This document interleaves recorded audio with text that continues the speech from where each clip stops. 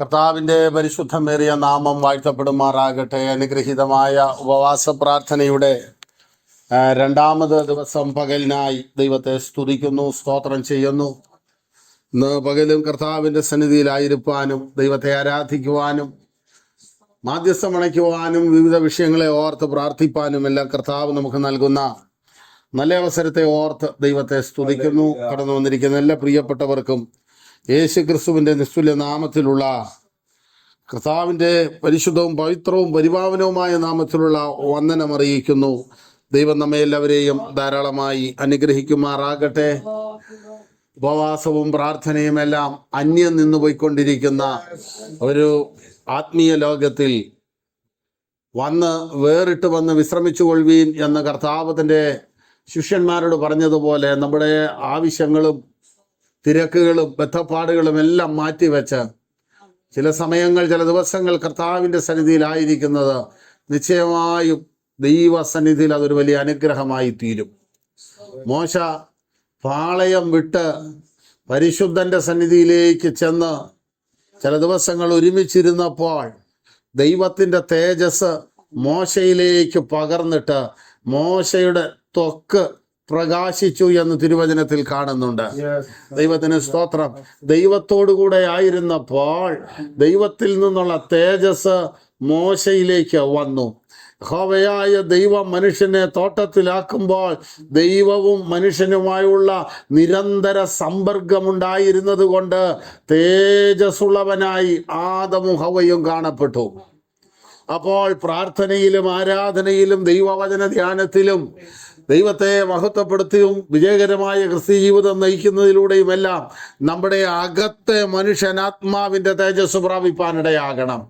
പുറത്തിങ്ങനെ കരിഞ്ഞൊക്കെ ഇരിക്കുന്നെങ്കിലും അകത്ത് ആത്മാവിൻ്റെ ഒരു ജ്വലനമുള്ളവരായി മാറുവാൻ ദൈവം നമ്മെ സഹായിക്കട്ടെ. മോശ പർവ്വതത്തിൽ നിന്ന് ഇറങ്ങി വരുമ്പോൾ മോശയുടെ ത്വക്ക് പ്രകാശിക്കുന്നത് മോശ അറിഞ്ഞില്ല. അതാണ് ഏറ്റവും വലിയൊരു കാര്യം. ഇന്ന് പ്രകാശിക്കാത്ത ത്വക്കുണ്ടെന്ന് അറിഞ്ഞിട്ടും പ്രകാശിക്കുന്നവരെ പോലെ, ജ്വലിക്കുന്നവരെ പോലെ വിളങ്ങാനാണ് ലോകത്തിൽ പല ഉന്നതന്മാരും ആഗ്രഹിക്കുന്നത്. എന്നാൽ മോശയുടെ ത്വക്ക് പ്രകാശിക്കുന്നതായിട്ട് തോന്നിയില്ല. മോശയെ നോക്കുന്നവർക്കാണ് ആ തേജസ് കാണുവാൻ കഴിഞ്ഞത്. ദൈവത്തിന് സ്തോത്രം. അങ്ങനെയാണെങ്കിൽ കർത്താവിൻ്റെ സന്നിധിയിൽ ലോകത്തിൽ നമ്മെ കാണുന്നവർ കർത്താവിൻ്റെ തേജസ് കാണുന്നവരായി തീരുവാനിടയാകണം. നമുക്ക് പ്രാർത്ഥനയോടെ ദൈവസന്നിധിയിലായിരിക്കാം. നാം ഇന്നലെ ചിന്തിച്ച തിരുവചനത്തിൻ്റെ തുടർമാനമായ ഭാഗങ്ങളാണ് ഇന്ന് പകലും നാം ചിന്തിപ്പാൻ ഇടയാകുന്നത്. മോശയുടെ ജീവിതത്തിലെ 3 40 എന്ന ഉള്ള വിഷയം നാം ചിന്തിച്ചു. അവൻ്റെ 120 വയസ്സുവരെയുള്ള ആയുസ്സിനെ 3 തിരിക്കുമ്പോൾ ആദ്യ ഭാഗം മിസ്രയീമിലും, രണ്ടാമത്തെ 40 വർഷങ്ങൾ മരുഭൂമിയിലും, അടുത്ത 40 വർഷങ്ങൾ ദൈവജനത്തോടും കൂടെ പോകുന്ന കാര്യമാണ് കണ്ടത്. അങ്ങനെ യാത്ര ചെയ്ത മോശയെ, അങ്ങനെ ദൈവമായ കർത്താവ് നടത്തിയ മോശയെക്കുറിച്ച് ആവർത്തന പുസ്തകം 34-ാം അധ്യായത്തിൻ്റെ 5 മുതലുള്ള വാക്യങ്ങളിൽ കാണുന്നത്, മോശ യഹോവയുടെ വചനപ്രകാരം മരിച്ചു. വചനപ്രകാരം മരിക്കണമെങ്കിൽ വചനപ്രകാരം ജീവിക്കണം. ദൈവത്തിന് സ്തോത്രം. വചനപ്രകാരം ജീവിച്ച് വചനപ്രകാരം മരിച്ചു. ദൈവത്തിന് സ്തോത്രം. നമ്മളൊക്കെ പറയാറുണ്ട്, ക്രിസ്തുയേശുവിൽ ഇന്നു മുതൽ മരിക്കുന്ന മൃതന്മാർ ഭാഗ്യവാന്മാർ. ക്രിസ്തുവിൽ മരിക്കണമെങ്കിൽ ക്രിസ്തുവിൽ ജനിക്കണം, ക്രിസ്തുവിൽ ജീവിക്കണം.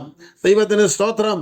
മോശ ദൈവത്തോടു കൂടെ നടന്നു, ദൈവവചനപ്രകാരം നടന്നു, ഫറവോന്റെ മുമ്പിൽ ദൈവമായി നിന്നു. ഇസ്രായേൽ മക്കളുടെ മുമ്പിലും അങ്ങനെ തന്നെയാണ്. അവർ പറയുന്നുണ്ട്, നീ ഞങ്ങളോട് സംസാരിച്ചാൽ മതി, ഞങ്ങളോട് സംസാരിക്കരുത്, ഞങ്ങൾക്ക് ഭയമാകുന്നു. നീ കർത്താവിൽ നിന്ന് കേട്ട് ഞങ്ങളോട് പറയുന്നത് ഞങ്ങൾ അനുസരിച്ചോളാം. അങ്ങനെ ദൈവത്തെ മുഖാമുഖമായി കണ്ട മോശ ദൈവവചനപ്രകാരം മരിച്ചു. നമ്മൾ അറിയേണ്ട ഒരു കാര്യം, തൻ്റെ ഭക്തന്റെ മരണത്തിൽ അവനെ അടക്കാൻ അവൻ്റെ ഭാര്യയില്ല, അവൻ്റെ മക്കളില്ല, പാളയത്തിൽ നിന്നൊരു പ്രഭുക്കന്മാരും ഒരു മൂപ്പന്മാരും വന്നില്ല. സർവശക്തനായ ദൈവവും ദൈവത്തിൻ്റെ ദൂതഗണങ്ങളുടെ ഒരുമിച്ച് ആ പിസ്ഗ കൊടുമുടിയുടെ മുകളിലേക്ക് ഇറങ്ങി വന്നു. ദൈവത്തിന് സ്തോത്രം. അത്യുന്നതൻ ആ മഹനീയ കർമ്മം ചെയ്യുമ്പോൾ ദൂതന്മാർ മോശയെ അടക്കുവാൻ തയ്യാറായി നിന്നു. ദൈവത്തിന് സ്തോത്രം. എത്ര ശ്രേഷ്ഠമേറിയ ഒരു അനുഭവമാണെന്ന് നോക്ക്.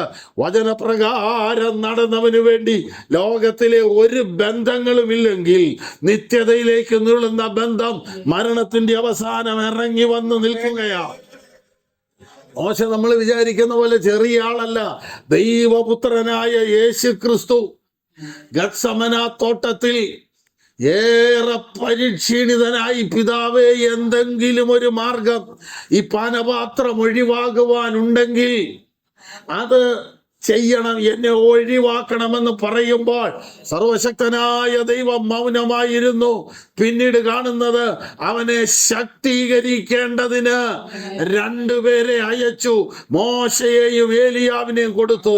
ദൈവത്തിന് സ്തോത്രം. ഊഷര മരുഭൂമിയിൽ അനേക നിന്ദകളും അവഗണനകളും ഒറ്റപ്പെടലുകളും അനാഥത്വങ്ങളും എല്ലാം അനുഭവിച്ച് തൻ്റെ ജനത്തെ ഒരു ലക്ഷ്യത്തിലേക്ക് നയിച്ച, തൻ്റെ ജനത്തെ കനാൻ നാട്ടിലേക്ക്, അക്ഷരീക കനാനിലേക്ക് നയിച്ച മോശ ദൈവപുത്രനെ ശക്തീകരിക്കുവാൻ ഇറങ്ങി വരണമെങ്കിൽ മോശ ആരാ? ദൈവത്തിന് സ്തോത്രം. അത്ര ശ്രേഷ്ഠമായ അനുഭവത്തിലേക്ക് വന്നു. മറുരൂപാമലയിൽ ദൈവത്തിന്റെ ദാസനായ പത്രോസ് കാണുന്നത് മോശ കർത്താവിനോട് സംസാരിക്കുന്നതാണ്.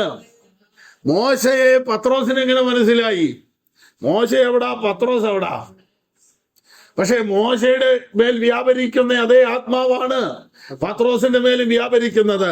ആത്മാവിന് പഴക്കമില്ലല്ലോ, ആത്മാവിന് പുതിയ നിയമമൊന്നും പഴയ നിയമവും ഇല്ലല്ലോ.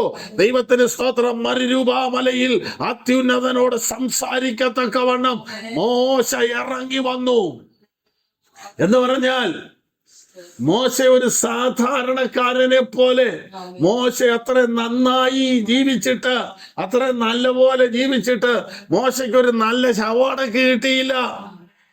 മോശയ്ക്ക് സ്വന്തമായിട്ടൊരു വീടുണ്ടാക്കാൻ പറ്റിയില്ല. മോശയ്ക്ക് കനാൻ നാട്ടിൽ ഒന്ന് പോകാൻ പോലും പറ്റിയില്ലെന്നൊക്കെ പറയുമ്പോൾ ദൈവത്തിന് സ്തോത്രം നാം മനസ്സിലാക്കണം. കർത്താവായ യേശു ക്രിസ്തുവിനെ കുറിച്ച് പിതാവായ ദൈവത്തിന്റെ പദ്ധതി, അവൻ അനേകം പുത്രന്മാരെ തേജസ്സിലേക്ക് നടത്തുമ്പോൾ അവരുടെ രക്ഷാനായകനെ കഷ്ടങ്ങളാൽ തികഞ്ഞവനാക്കി തീർക്കുന്നത് യുക്തമായിരുന്നു. ദൈവത്തിന് സ്തോത്രം. ഇസ്രായേല് മരുഭൂമിയിലൂടെ നടന്നത് കൊണ്ടാണ് അവന്റെ തലമുറ കനാനിലൂടെ നടക്കാനിടയായത്. ദൈവത്തിന് സ്തോത്രം. നമ്മളിവിടെ പ്രാർത്ഥിച്ച് ശുശ്രൂഷ തുടങ്ങുന്നതിന് മുമ്പ് പറഞ്ഞ യാഥാർത്ഥ്യവും കൂടെ അതാണ്. നമ്മൾ കഷ്ടപ്പെട്ടത് കൊണ്ടാണ് നമ്മുടെ തലമുറകൾ ഇന്ന് സന്തോഷം അനുഭവിക്കുന്നത്. വിശ്വാസ ജീവിതത്തിൽ ആദ്യത്തെ തലമുറയായാണ് നമ്മൾ നിൽക്കുന്നതെങ്കിൽ നമ്മുടെ ഈ കഷ്ടപ്പാട് നമ്മുടെ തലമുറയ്ക്ക് നന്മയായി മാറും. ദൈവത്തിന് സ്തോത്രം. കാരണം അവൻ മറഞ്ഞിരിക്കുന്നവനും അവൻ മറച്ചു വെക്കുന്നവനും അവൻ ആർക്കും ഒന്നും നൽകാതിരിക്കുന്നതും അവൻ ആർക്കും കടക്കാരനായവനുമായ ദൈവമല്ല. ദൈവത്തിന് സ്തോത്രം. ഇസ്രായേൽ മക്കൾ പൊള്ളുന്ന വെയിലത്തൂടെ പകൽ മേഘസ്തംഭമായി രാത്രി അഗ്നിസ്തംഭമായി ദൈവ സാന്നിധ്യം അനുഭവിച്ച് അവർ ഈ ലോകത്തിൽ ആ മരുഭൂമിയിൽ അവർക്കൊരു വാഴക്കുഞ്ഞു പോലും നടാനുള്ള അവസരമുണ്ടായില്ല. ഇനി ഇവിടെ കുറച്ചു നാൾ കാണുമെന്ന് വിചാരിക്കുമ്പോഴായിരിക്കും അവിടുന്ന് അന്നേരെ മേഘം പൊങ്ങി കൂടാരത്തിന്റെ കുറ്റിയുമായിട്ട് പോകേണ്ടി വരുന്നത്. ഇങ്ങനെ നടന്ന സ്ഥലങ്ങൾ, പോയ സ്ഥലങ്ങൾ തന്നെ പിന്നെയുമെല്ലാം നടന്ന് ഒരു പ്രതീക്ഷയുമില്ലാത്ത പോലെ, ഒന്നും സാധ്യതകളുടെ കാണാനില്ലാതെ നടന്നപ്പോൾ അവരുടെ തലമുറയ്ക്ക് വേണ്ടി അക്കരെ കനാൻ നാട്ടിൽ ദൈവം ഒരുക്കിയത് നടാത്ത മുന്തിരിത്തോട്ടങ്ങൾ, പണിയാത്ത വീടുകൾ, വിതയ്ക്കാത്ത മനോഹരമായ വയലുകൾ ഒരുക്കി വെച്ച് പാലും തേനും ഒഴുകുന്ന സമൃദ്ധിയിലേക്ക് നടത്തുവാൻ കാരണക്കാരനായത് മോശയാണ്.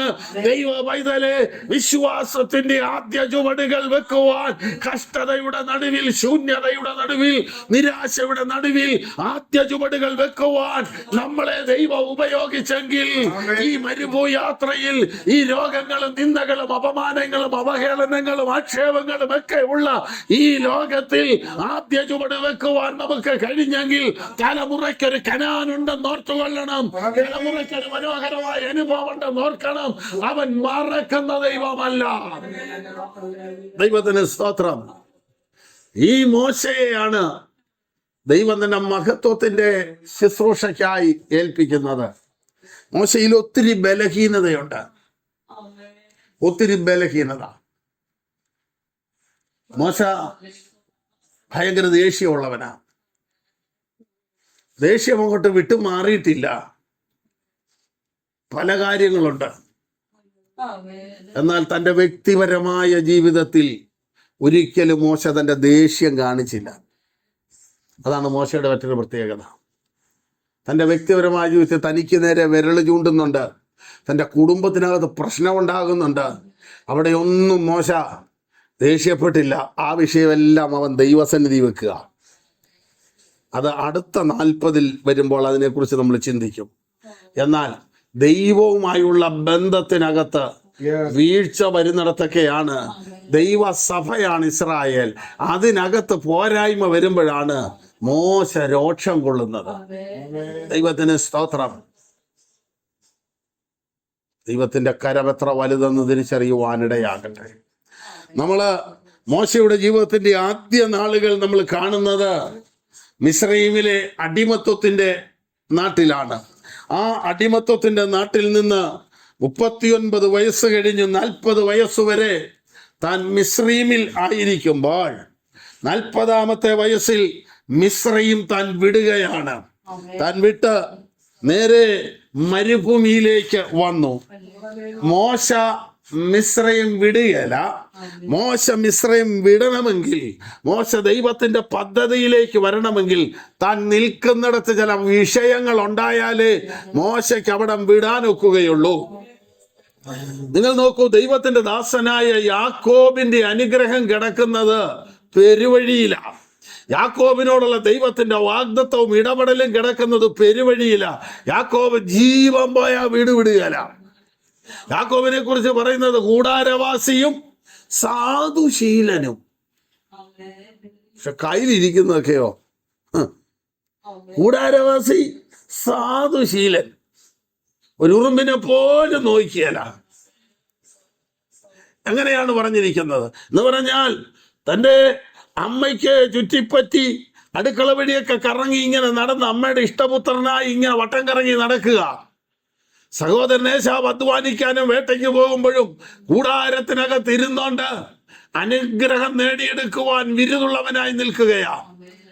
ഈ യാക്കോബിനോടുള്ള ദൈവത്തിന്റെ പദ്ധതിയിലേക്ക് യാക്കോബ് വരണമെങ്കിൽ യാക്കോബിന്റെ സഹോദരൻ പ്രതികൂലമാകണം. യാക്കോബിന്റെ വീട് പ്രതികൂലത്തിലേക്ക് വരണം. വീട്ടിൽ നിൽക്കാൻ മേലാത്ത സ്ഥിതി വന്നാലേ യാക്കോബ് പുറത്തിറങ്ങുകയുള്ളൂ. ദൈവത്തിന് സ്തോത്രം. നമ്മളെ ഓരോരുത്തരുടെ വിശ്വാസ ജീവിതത്തിലേക്ക് ദൈവം നമ്മെ കൊണ്ടുപോകുന്നത്, തന്റെ പദ്ധതിയിലേക്ക് കൊണ്ടുപോകുന്നത് ചില പ്രതികൂലങ്ങളിലൂടെയാണെങ്കിലും അല്പം നീറ്റലും വേദനയും ഇഷ്ടക്കേടും അനിഷ്ടവും എല്ലാം അതിനോട് ബന്ധപ്പെട്ടുണ്ടെങ്കിലും പിന്നത്തേതിലെ ദൈവഹിതത്തിന്റെ പൂർണ്ണതയിലേക്കുള്ള ദൈവിക നിയോഗങ്ങളായിരുന്നെന്ന് നാം തിരിച്ചറിയണം. യാക്കോബ് വീട്ടിൽ നിന്ന് ഇറങ്ങിപ്പോരുന്നു. യാക്കോബ് നോക്കുമ്പോൾ ഊരിയ വാളുമായി നിൽക്കുന്ന ഏശാവ് പുറകിൽ. എന്നാൽ ആ വഴിയിൽ വെച്ച് ദൈവം അവനോട് ഇടപെട്ടു. മോശയ്ക്ക് ദൈവത്തിന്റെ ഒരു നിയോഗം കൊടുക്കണമെങ്കിൽ അവൻ മിസ്രയീം വിടണം. മിസ്രയീം വിട്ട ശേഷം ദൈവിക ഇടപെടലിലേക്ക് അവൻ വരണം. മിസ്രയീം എന്ന് പറയുന്നത് സമൃദ്ധിയാണ്. മോശ വന്നത് മരുഭൂമിയിലേക്കാണ്. സമൃദ്ധിയിൽ നിന്ന് ശൂന്യതയിലേക്ക് വന്നു. ദൈവം തന്റെ പ്രവൃത്തി എന്നും ആരംഭിക്കുന്നത് ശൂന്യതയിൽ നിന്നാ. ഇന്ന് കാണുന്ന എല്ലാ വസ്തുവക ജീവജാലങ്ങളെയും ഉണ്ടാകട്ടെ എന്ന് ശൂന്യതയിൽ നിന്ന് പറഞ്ഞപ്പോൾ ഉളവാക്കിയ ദൈവം തന്റെ പ്രവൃത്തി എപ്പോഴും തുടങ്ങുന്ന ശൂന്യതയിൽ നിന്നാ. നമ്മെ വട്ടപൂജ്യമാക്കിയ ശേഷമാവാം ദൈവം അവിടുന്ന് തന്റെ പ്രവൃത്തി തുടങ്ങുന്നത്. എന്തിനാണ്? പ്രശംസിക്കാതിരിക്കാൻ, അഹങ്കരിക്കാതിരിക്കാൻ, ആശ്രയബോധം വിട്ടുപോകാതിരിക്കാൻ, പ്രാർത്ഥന ജീവിതം കുറയാതിരിക്കാൻ, നന്ദിയില്ലാതെ വരാതിരിക്കാൻ, സ്നേഹം കുറയാതിരിക്കാൻ, ദൈവ നടത്തിപ്പിൽ ആശ്രയിക്കാൻ. അങ്ങനെ കൊട്ടാരത്തിൽ നിന്ന് മോശ കുടിലിലേക്കല്ല വരുന്നത്. കുടിലാണേലും ഒരു പ്രതീക്ഷയുണ്ടല്ലോ. കുടിലേക്കുമല്ല, മരുഭൂമിയിലേക്ക്.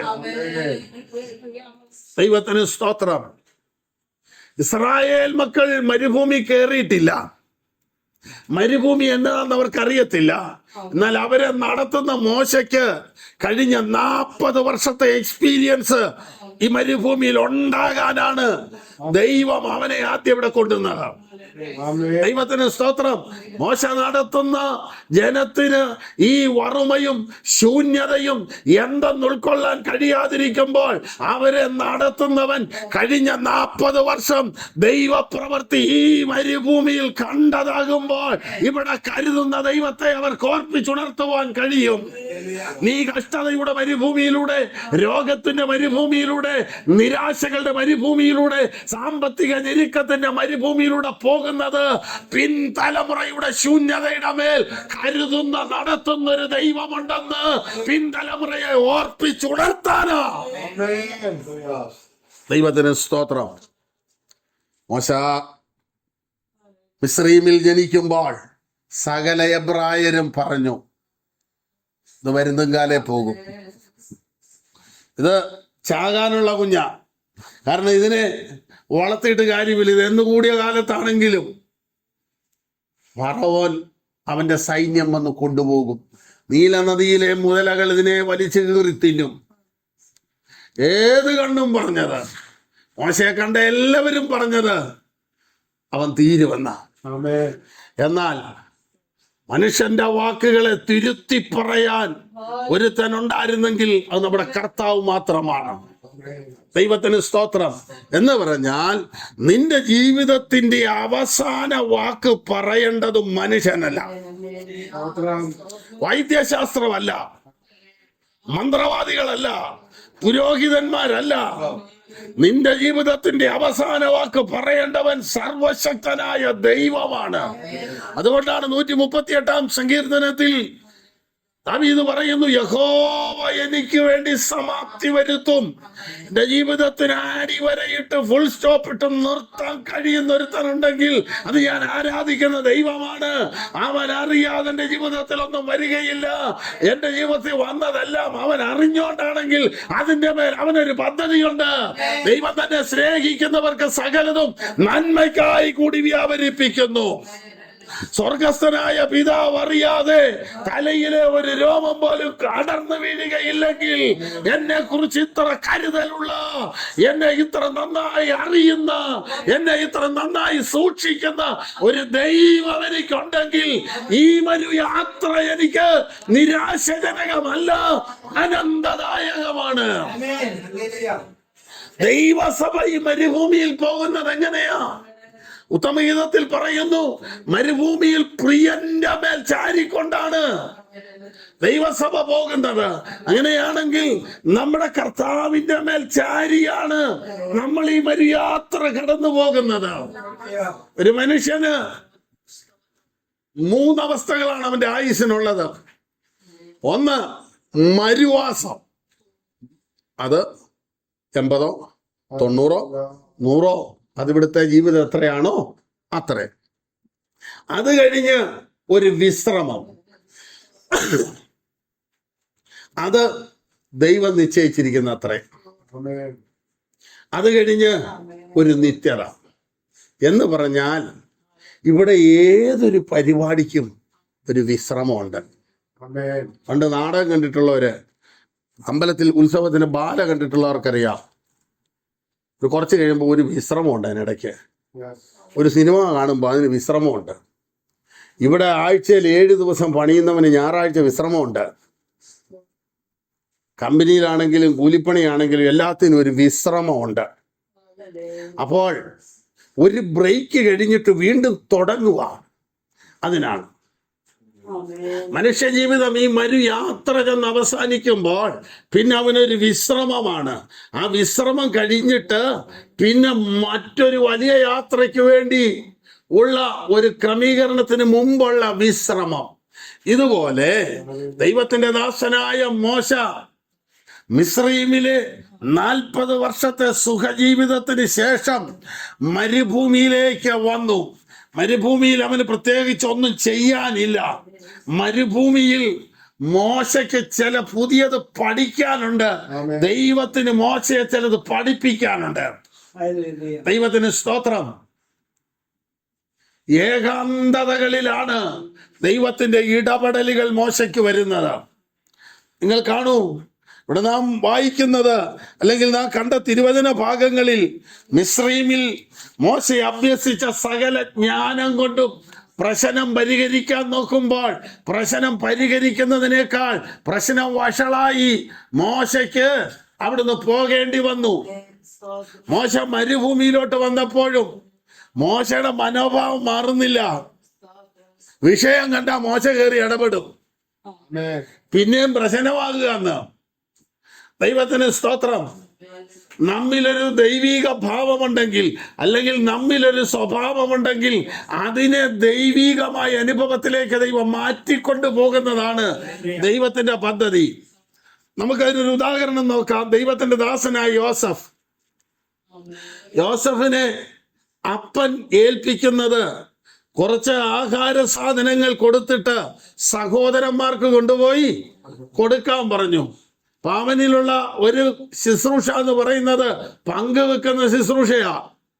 ആ ശുശ്രൂഷ അവൻ സഹോദരന്മാർക്ക് വേണ്ടി ചെയ്തു.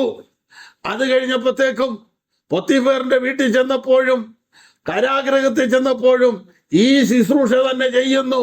ഒടുവിൽ ദൈവം അവനെ മന്ത്രിയാക്കിയപ്പോഴും ആഹാര കാര്യത്തിന്റെ ഉത്തരവാദിത്വം തന്നെയാ ഏൽപ്പിക്കുന്നത്. കണ്ടോ? ഒരു കുടുംബത്തിലെ ചിലർക്ക് വേണ്ടി ചെയ്തു, ഒരു കുടുംബത്തിന് വേണ്ടി ചെയ്തു, ഒരു രാജ്യത്തിന് വേണ്ടി ചെയ്തു. ശുശ്രൂഷ വിശാലമായി വരികയാണ്. നമ്മിലൊരു കൃപാവരം ദൈവം തന്നിട്ടുണ്ടെങ്കിൽ അതിനെ മാറ്റി മാറ്റി തരികയല്ല, അതിനെ വിശാലപ്പെടുത്തുകയാണ് ദൈവം. ഈ ഒരു കൃപാവരം യോസഫിനുണ്ടായിട്ട് ആ കൃപാവരമാണ് യോസഫിനെ കാരാഗ്രഹത്തിൽ കൊണ്ടാക്കിയതെങ്കിൽ കാരാഗ്രഹത്തിൽ ആ കൃപാവരം വെളിപ്പെട്ടപ്പോൾ കാരാഗ്രഹത്തിന് പുറത്തു വരുവാനിടയായി. ദൈവം ഏൽപ്പിച്ച ശുശ്രൂഷ നിനക്ക് കാരാഗ്രഹമായെങ്കിൽ ആ ശുശ്രൂഷ കാരാഗ്രഹത്തിൽ വെളിപ്പെട്ടാൽ കാരാഗ്രഹത്തിന് പുറത്തു വരും. ഈ ശരീരം എന്ന് പറയുന്നത് ഒരു കാരാഗ്രഹമാണ്. പലവിധമായ രോഗങ്ങളും ക്ഷീണങ്ങളും അസ്വസ്ഥതകളും ഒക്കെ ഉള്ള ഈ കാരാഗ്രഹത്തിൽ കർത്താവിന് വേണ്ടി നിൽക്കുമ്പോഴാണ് ഈ കാരാഗ്രഹത്തിന് വെളിയിൽ ഒരു സ്വാതന്ത്ര്യത്തിലേക്ക് പിന്നത്തേതിൽ നമ്മെ കൊണ്ടുപോയി എത്തിക്കുന്നത്. മോശയോടി തന്റെ യാത്ര ചെന്ന് അവസാനിക്കുന്നത് മിദ്യാനിലാണ്. ദൈവത്തിന് സ്തോത്രം. അവിടെ മിദ്യാനിൽ ചെല്ലുമ്പോൾ അവിടെയും മോശ പ്രശ്നങ്ങളുടെ നടുവിൽ പരിഹാരകനാകുക. മോശയുടെ ഒത്തിരി കാര്യങ്ങൾ പറയാനുണ്ടെങ്കിലും അതിലൊരു കാര്യമാണ്, അതിന് ഒത്തിരി വിശാലത കൊടുക്കാനുണ്ട്. മോശ ഒരു പ്രോബ്ലം സോൾവറാ, പ്രോബ്ലം മേക്കർ അല്ല. പ്രശ്നം ഉണ്ടാക്കാനാണെങ്കിൽ പ്രത്യേകിച്ച് പഠിക്കൊന്നും വേണ്ടല്ലോ, നമ്മൾ എന്തെങ്കിലും കാണിച്ചാൽ മതി, പ്രശ്നമാവും. പ്രശ്നം പരിഹരിക്കുന്നതാണ് പ്രോബ്ലം സോൾവർ. എങ്ങനെ പരിഹരിക്കണം? നമ്മുടെ കർത്താവായ യേശു ക്രിസ്തുവിനെ നോക്ക്, അവൻ പ്രോബ്ലം സോൾവറാണ്. കർത്താവിനെ വാക്കിൽ കൊടുക്കാൻ നോക്കി കൈസർക്ക് കരം കൊടുക്കുന്ന വിഹിതമോ നാണയം കാണിച്ചിട്ട് ഇതാരുടെയാ? ആ കൈസറിന്റെ. കൈസറിനുള്ളത് ദൈവത്തിനുള്ളത് ദൈവത്തിന്. വ്യഭിചാര കർമ്മത്തിൽ ഒരു സ്ത്രീയെ പിടിച്ചു, പ്രമാണമുണ്ട്, തെളിവുണ്ട്, പിന്നെ നിന്നോടൊന്ന് ചോദിക്കുന്നുള്ളതേ ഉള്ളൂ, നീ എന്നാ പറയുന്നു? കർത്താവ് പറയുന്നു, നിങ്ങൾ ഈ പാപം ചെയ്യാത്തവൻ ആദ്യം എറിയാൻ കല്ലുമൊക്കെ ആയിട്ട് നിൽക്കാൻ എല്ലാവരെ കൊണ്ടും പറ്റും. കുറവില്ലാത്ത ഒരുത്തൻ ആദ്യം എറിയ. ദൈവത്തിന് സ്തോത്രം. മനസ്സിലാക്കേണ്ട ഒരു കാര്യമാണ്. പ്രസംഗിക്കുന്ന ദൈവദാസനും കേൾക്കുന്ന ദൈവജനത്തിനും ഒരു കുറവല്ലെങ്കിൽ വേറൊരു കുറവുള്ളവനാണ്. ഈ കുറവോടുകൂടെ എന്നെ ഉൾക്കൊള്ളാൻ എൻ്റെ ദൈവത്തിന് പ്രസാദം തോന്നുന്നു എന്നുള്ളതാണ് ജീവിതത്തിലെ ഏറ്റവും വലിയൊരു കാര്യം. ദൈവത്തിന് സ്തോത്രം. യേശു സകല പ്രശ്നങ്ങൾക്കും പരിഹാരങ്ങൾ ഉണ്ടാക്കുന്നതായി കാണുന്നു. ഒക്കത്തില്ലെന്ന് കർത്താവ് ഒരു കാര്യവും പറഞ്ഞില്ല. 3 ദിവസമായി ശുശ്രൂഷ നീണ്ടുപോയിക്കൊണ്ടിരിക്കുമ്പോൾ ശിഷ്യന്മാർ ജനത്തെ പറഞ്ഞയക്കാൻ ആഗ്രഹിക്കുന്നു. കർത്താവ് പറയുന്ന അവര് പോകണ്ട, നിങ്ങളോട് ഇവിടെങ്ങൊന്നുമില്ലെന്ന് പറയുമ്പോൾ നിങ്ങളുടെ കയ്യിൽ എന്നാ ഉണ്ട്? ഞങ്ങളുടെ കയ്യിലൊന്നുമില്ല, ഇവിടെ ചെറുക്കൻ്റെ കയ്യിലുണ്ട് എന്ന് പറഞ്ഞ അത് വാങ്ങിച്ച് അതിലൂടെ ആ വലിയ പ്രശ്നത്തിന് വലിയൊരു പ്രതിസന്ധിക്ക് പരിഹാരം വരുത്തി ഒരു ശേഷിപ്പും കൂടെ കർത്താവ് ഉണ്ടാക്കുന്നത് കാണുന്നു. ഇവിടെ മോശ സഹോദരന്മാരുടെ ഇടയിലെ വിഷയം തീർക്കാൻ നോക്കിയപ്പോൾ ആദ്യം ഒരു മിസ്രയീമിനും ഒരു എബ്രായനും തമ്മിലുള്ള വിഷയം പരിഹരിക്കാൻ നോക്കി, കൊന്നു പരിഹരിച്ചു. രണ്ടാമത് 2 എബ്രായന്മാർ തമ്മിലുള്ള വിഷയം വന്നപ്പോൾ സഹോദരന്മാരല്ലേ എന്ന് ചോദിച്ചപ്പോൾ അവിടെ ഒത്തില്ല. മോശ അവിടെ ഓടേണ്ടി വന്നു. ഓടിച്ചെന്ന് കയറുന്നത് എങ്ങോട്ടാ? അടുത്ത പ്രശ്നത്തിലോട്ടാ. റഘുവേലിന്റെ, മിദ്യാനിലെ പുരോഹിതനായ റഘുവേലിന്റെ മക്കൾ ആ 7 പുത്രിമാർ ആട് തീറ്റിക്കൊണ്ട് വരുമ്പോൾ അവരെ ഉപദ്രവിക്കുവാൻ വരുന്ന മറ്റിടയന്മാരിൽ നിന്ന് മോശ അതിൻ്റെ നടുവിൽ രക്ഷകനായി ഇടപെടുകയാണ്. നമ്മൾ മനസ്സിലാക്കേണ്ട ഒരു കാര്യം, ഒന്ന്, ഒരു എബ്രായന് വേണ്ടി മോശ ഇടപെട്ടു.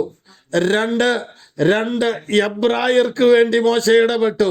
3, അന്യദേശത്തെ ഒരു പരിചയവുമില്ലാത്ത 2 കൂട്ടർക്ക് വേണ്ടി മോശ ഇടപെട്ടു. അപ്പോൾ എപ്പോഴും മോശയിൽ ഒരു ഇടപെടലുണ്ട്. ആ ദൈവിക ഇടപെടലിനെയാണ് ദൈവം വർദ്ധിപ്പിച്ച് 7 ജാതികളെയും 31 രാജാക്കന്മാരെയും കീഴടക്കി ദൈവജനം കനാൻ നാട്ടിലേക്ക് യാത്ര ചെയ്യുമ്പോൾ അവർക്ക് നേരെ വന്ന ഓരോ പ്രശ്നങ്ങളുടെ നടുവിലും മോശ ഇടപെട്ടെന്നാ കാണുന്നേ. ഇസ്രായേലിന് ദാഹിച്ചു, മോശ ഇടപെട്ടു. മാറായിലെ വെള്ളം കയ്പായി, മോശ ഇടപെട്ടു. ദൈവം തന്റെ ജനത്തെ തകർക്കുവാൻ നോക്കി, മോശ ഇടപെട്ടു. പ്രമാണം വാങ്ങുവാൻ മോശ കടന്നു പോകുമ്പോൾ താഴെ അന്യാരാധന വന്നു, മോശയുടെ ഇടപെടൽ അവിടെ ഉണ്ടായി. എപ്പോഴും ദൈവത്തിന്റെ ഒരു ഇടപെടല് മോശയ്ക്കുണ്ട്. കാരണം എന്താ? ആ ഒരു മനസ്സ് അവനിലുണ്ട്. ദൈവത്തിന് സ്തോത്രം. നമ്മളൊക്കെ പെന്തക്കോസ്തി വന്നപ്പോഴല്ല കൊടുക്കാൻ പഠിച്ചത്. അതിനു മുമ്പേ കൊടുക്കാൻ മനസ്സുണ്ടായിരുന്നത് കൊണ്ടാ പെന്തക്കോസ്തി വന്നപ്പോൾ അത് ദൈവികമായ അനുഭവത്തിലോട്ടൊന്ന് മാറി. പണ്ടും കൊടുക്കുകയില്ലാത്തവർ ഇപ്പോഴും കൊടുക്കുകയില്ല. തമ്മിൽ ഒരാത്മസ്നേഹം എവിടെയൊക്കെയോ ഉള്ളത് കൊണ്ടാണ് കർത്താവ് നമ്മെ വിളിച്ചാക്കുവാനിടയായത്. ദൈവത്തിന്റെ ഒരു പദ്ധതി നിങ്ങൾ നോക്കൂ. അങ്ങനെ മോശ ആ വിഷയം പരിഹരിച്ചിട്ട് മോശ അവരെ മൈൻഡ് ചെയ്യാതെ നിൽക്കുമ്പോൾ, അവർ മോശയെ മൈൻഡ് ചെയ്യാതെ അവര് പോകുമ്പോൾ ദൈവത്തിന്റെ ഇടപെടൽ ആ കുഞ്ഞുങ്ങളുടെ, ആ സഹോദരിമാരുടെ, ആ പെൺകുട്ടികളുടെ പിതാവിലൂടെ വരികയാണ്. നിങ്ങൾ ഇത്രയും വേഗം എങ്ങനെ വന്നു? ഒരു മിസ്രയീമ്യൻ സഹായിച്ചു. എന്നിട്ട് അവനെ വിളിച്ചോണ്ട് വരാഞ്ഞതെന്ത്? അവനെ വിളിച്ചോണ്ട് വന്നു. അവന് അവിടെ താമസിക്കാൻ സമ്മതമായി. മിദ്യാനിലെ പുരോഹിതനായ റഘുവേൽ, ഈ റഘുവേൽ എന്ന 2-ാം അധ്യായത്തിന്റെ 18-ാം വാക്യവും 3-ാം അധ്യായത്തിന്റെ 1-ാം വാക്യത്തിലെ യിത്രോവ് എന്ന് പറയുന്നതും ഇത് രണ്ടും ഒരാളാ. ആദ്യ ഭാഗത്ത് 2-ാം അധ്യായത്തിൽ റഘുവേൽ എന്നും 3-ാം അധ്യായത്തിൽ യിത്രോവ് എന്നും കാണുമ്പോൾ പഴയ നിയമകാലമല്ലേ, ഒരുപാട് ഉണ്ടായിരിക്കും. മാറി മാറി ഒത്തിരി ഭാര്യമാരും ഒക്കെ ഉള്ള ആയതുകൊണ്ട് ഇത് 2-ാമത്തെ ഭാര്യയുടെ അമ്മായിപ്പനായിരിക്കും എന്നൊന്നും തെറ്റിദ്ധരിച്ചേക്കരുത്. അത് തന്നെയാണ്, ഒരാളാണ്. ദൈവത്തിന് സ്തോത്രം. പിന്നീട് വിഷയം ഉണ്ടാകുന്നുണ്ട്. അത് നമ്മൾ അടുത്ത 40-ലോട്ട് ചെല്ലുമ്പോൾ അത് പഠിക്കും. അപ്പോൾ മോശയ്ക്ക് തൻ്റെ മകൾ സിപ്പോറയെ റഘുവേൽ അഥവാ യിത്രോവ് ഭാര്യയായി കൊടുത്തു. അവന് ഒരു തലമുറയെ അവിടെ വെച്ച് ജനിക്കുന്നു. ഞാന് അന്യദേശത്ത് പരദേശിയായി പോയി എന്ന് പറഞ്ഞ് മോശ തന്റെ തലമുറയ്ക്ക് ഗർശോം എന്ന് പേരിട്ടു. മോശയ്ക്ക് 3 ആൺകുഞ്ഞുങ്ങളാണുള്ളത്: ഗർശോം, കെഹാത്ത്, മെരാരി. ഈ 3 കുഞ്ഞുങ്ങളും കർത്താവിന്റെ വേലയിൽ ആഴമായി ഇറങ്ങി നിന്നവരാ. സമാഗമന കൂടാരത്തിന്റെ പുറത്തെ ഉപകരണങ്ങൾ, അതിന്റെ കയറുകൾ, അതിന്റെ വിരികൾ, അതിന്റെ അകത്തെ ഉപകരണങ്ങൾ, ഇങ്ങനെ ഓരോന്നിന്റെ ചുമതല ഈ 3 തലമുറകളുടെ മേലുമായിരുന്നു. ദൈവത്തിന് സ്തോത്രം.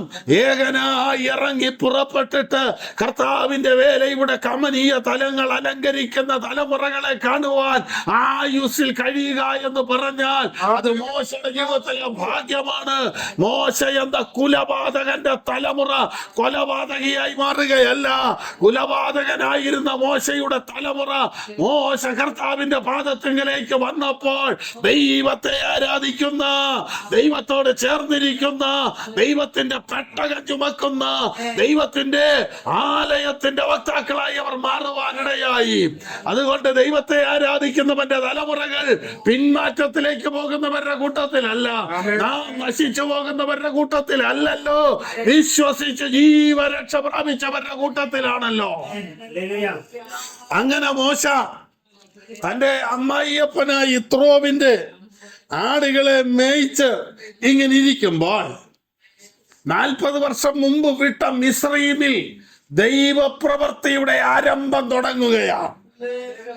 2:23 മുതലുള്ള വാക്യം വായിക്കാം. ഏറെ നാൾ കഴിഞ്ഞിട്ട് എന്ന് പറഞ്ഞാൽ 40 വർഷം കഴിഞ്ഞിട്ട് മിസ്രയീം രാജാവ് മരിച്ചു.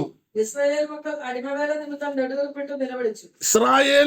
അടിമവേല നിമിത്തം നെടുവീർപ്പെട്ട് നിലവിളിച്ചു. അടിമവേല ഹേതുവായുള്ള നിലവിളി ദൈവസന്നിധിയിലെത്തി. നാം ഒരു കാര്യം മനസ്സിലാക്കണം. കഴിഞ്ഞ 400 സംവത്സരം നിലവിളിച്ചിട്ടും കേൾക്കാത്ത നിലവിളി 400 സംവത്സരം തീരാറായപ്പോൾ കേൾക്കുവാനിടയായി. അതിനാദ്യം എന്ത് സംഭവിച്ചു? ഫറവോൻ മരിച്ചു. ജീവിതത്തിൽ ദൈവം പ്രാർത്ഥന കേൾക്കുന്നതിന് തടസ്സമായി ഭരണം നടത്തുന്ന പാപമാകുന്ന ഫറവോൻ മരിക്കുമ്പോഴാണ് ദൈവജനത്തിന്റെ നിലവിളി ദൈവം കേൾക്കുന്നത്. പാപം മരിക്കുന്നിടത്ത് ആത്മാവ് സജീവമാകും. മരിക്കുന്നിടത്ത് പാപത്തിൽ നിന്നുള്ള വിടുതൽ ഉണ്ടാകും. ഏറിയ നാൾ കഴിഞ്ഞിട്ട് ഫറവോൻ മരിച്ചു. ദൈവത്തിന് സ്തോത്രം. മോശയ്ക്ക് വേണ്ടി ദൈവത്തിന്റെ ഇടപെടൽ നോക്കണം. മോശ തിരിച്ചു ചെല്ലുമ്പോൾ മോശയ്ക്കൊരു വെല്ലുവിളി ഉണ്ടാകാതിരിക്കാൻ പറിച്ചു കളയേണ്ടതിനെ ദൈവം പറിച്ചു കളഞ്ഞെന്ന് ദൈവ പൈതൽ ഇന്ന് പകൽ ഒരു കാര്യം മനസ്സിലാക്കി കൊള്ളണം. നിന്റെ മടങ്ങി വരവിനും നിന്റെ യഥാസ്ഥാനത്തിനും നിന്റെ മുമ്പോട്ടുള്ള വഴിക്കും വിരോധമായി നിൽക്കുന്ന ഏത് പ്രതികൂലമുണ്ടെങ്കിലും, ഏത് പോരാട്ടമുണ്ടെങ്കിലും, ഏത് വ്യക്തി ഉണ്ടെങ്കിലും പറിച്ചു കളയേണ്ടതാണെങ്കിൽ അതിനെ തമ്പുരാൻ പറിച്ചു കളയും. എടുത്തു മാറ്റേണ്ടതാണ് എടുത്തു മാറ്റും. നീക്കി കളയേണ്ടതാണ് നീക്കി കളയും. ദൈവത്തിന് സ്തോത്രം. ദൈവത്തിന്റെ വിശ്വസ്തതയാ. മോശയെ മടക്കി കൊണ്ടുവരണമെങ്കിൽ മിസ്രയീമിൽ ചിലതിനെ നീക്കേണ്ടത് ആവശ്യമാ. നീ ദൈവസന്നിധി തിരിച്ചു വരണമെങ്കിൽ നിനക്ക് നീങ്ങിപ്പോകേണ്ട ചില കാര്യങ്ങളുണ്ട്. അത് നീക്കി കളയുമ്പോഴാണ് ദൈവത്തിന്റെ മഹത്വം നിന്നിൽ വെളിപ്പെടാൻ പോകുന്നത്. ഏറിയ നാൾ കഴിഞ്ഞിട്ട് മിസ്രയീമിന്റെ ഭരണാധികാരിയായ ഫറവോൻ മരിച്ചു. ഇസ്രായേൽ അടിമത്തം നിമിത്തം നിലവിളിച്ചു. നിലവിളി ദൈവ സന്നിധിയിലെത്തി. കർത്താവിന്റെ സന്നിധിയിൽ മറുപടി നിലവിളി എത്തിയാൽ മറുപടി വരാൻ താമസിക്കുകയില്ല. ദൈവം അബ്രഹാമിനോടും ഇസ്ഹാക്കിനോടും യാക്കോബിനോടും തനിക്കുള്ള നിയമം ഓർത്തു. ദൈവം ഇസ്രായേൽ മക്കളെ കടാക്ഷിച്ചു. 400 സംവത്സരം 4 തലമുറയായി ദൈവം ഓർക്കാതെ മാറ്റിവെച്ച ദൈവത്തിന്റെ നിയമത്തെ മിസ്രയീം രാജാവ് മരിച്ചപ്പോഴുള്ള ദൈവജനത്തിന്റെ നിലവിളിയുടെ മുമ്പിൽ തമ്പുരാൻ ഓർക്കുവാനിടയായി.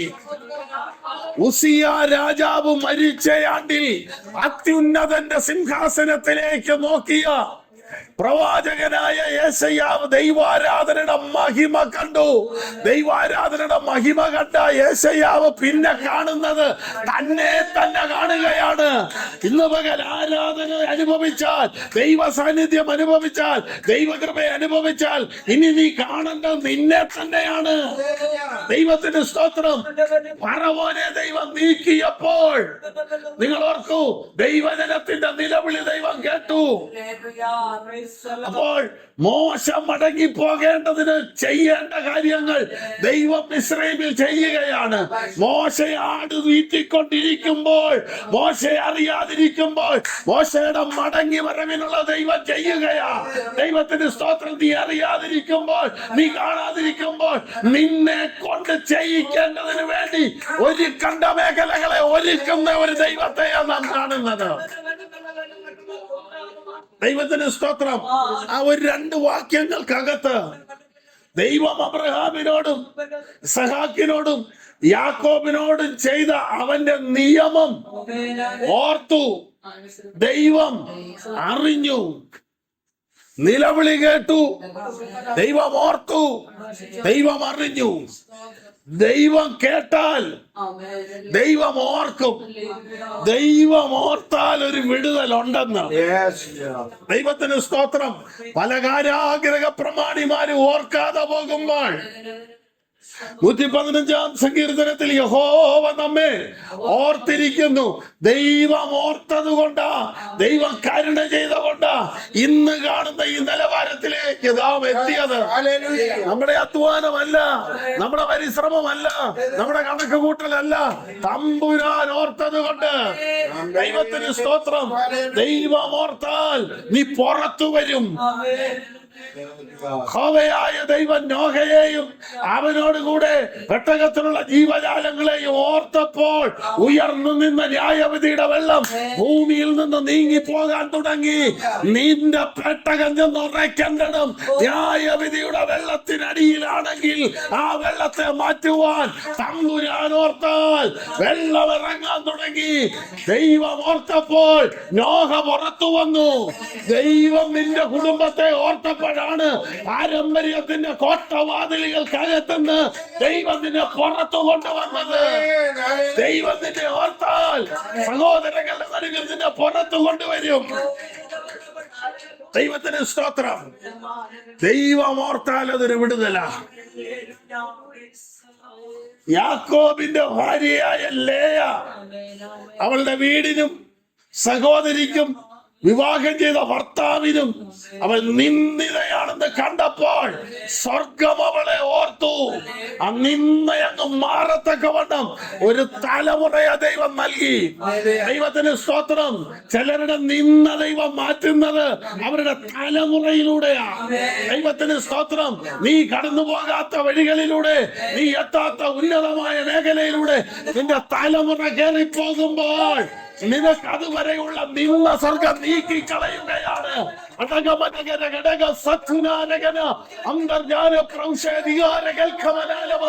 ദൈവത്തിന് സ്തോത്രം. നമുക്ക് കാണാൻ കഴിയാത്ത, അറിയാൻ കഴിയാത്ത, എത്തിപ്പിടിക്കാൻ കഴിയാത്ത മേഖലകളിലേക്ക് നീ ഇരുന്ന് കരഞ്ഞപ്പോൾ നിന്റെ തലമുറയെ കൊണ്ടുപോയി എത്തിച്ചെങ്കിൽ നിന്നെ മാറ്റുവാൻ, നിന്റെ അവഗണന മാറ്റുവാൻ തലമുറയിലൂടെ നിന്നെ ഓർത്തില്ലേ?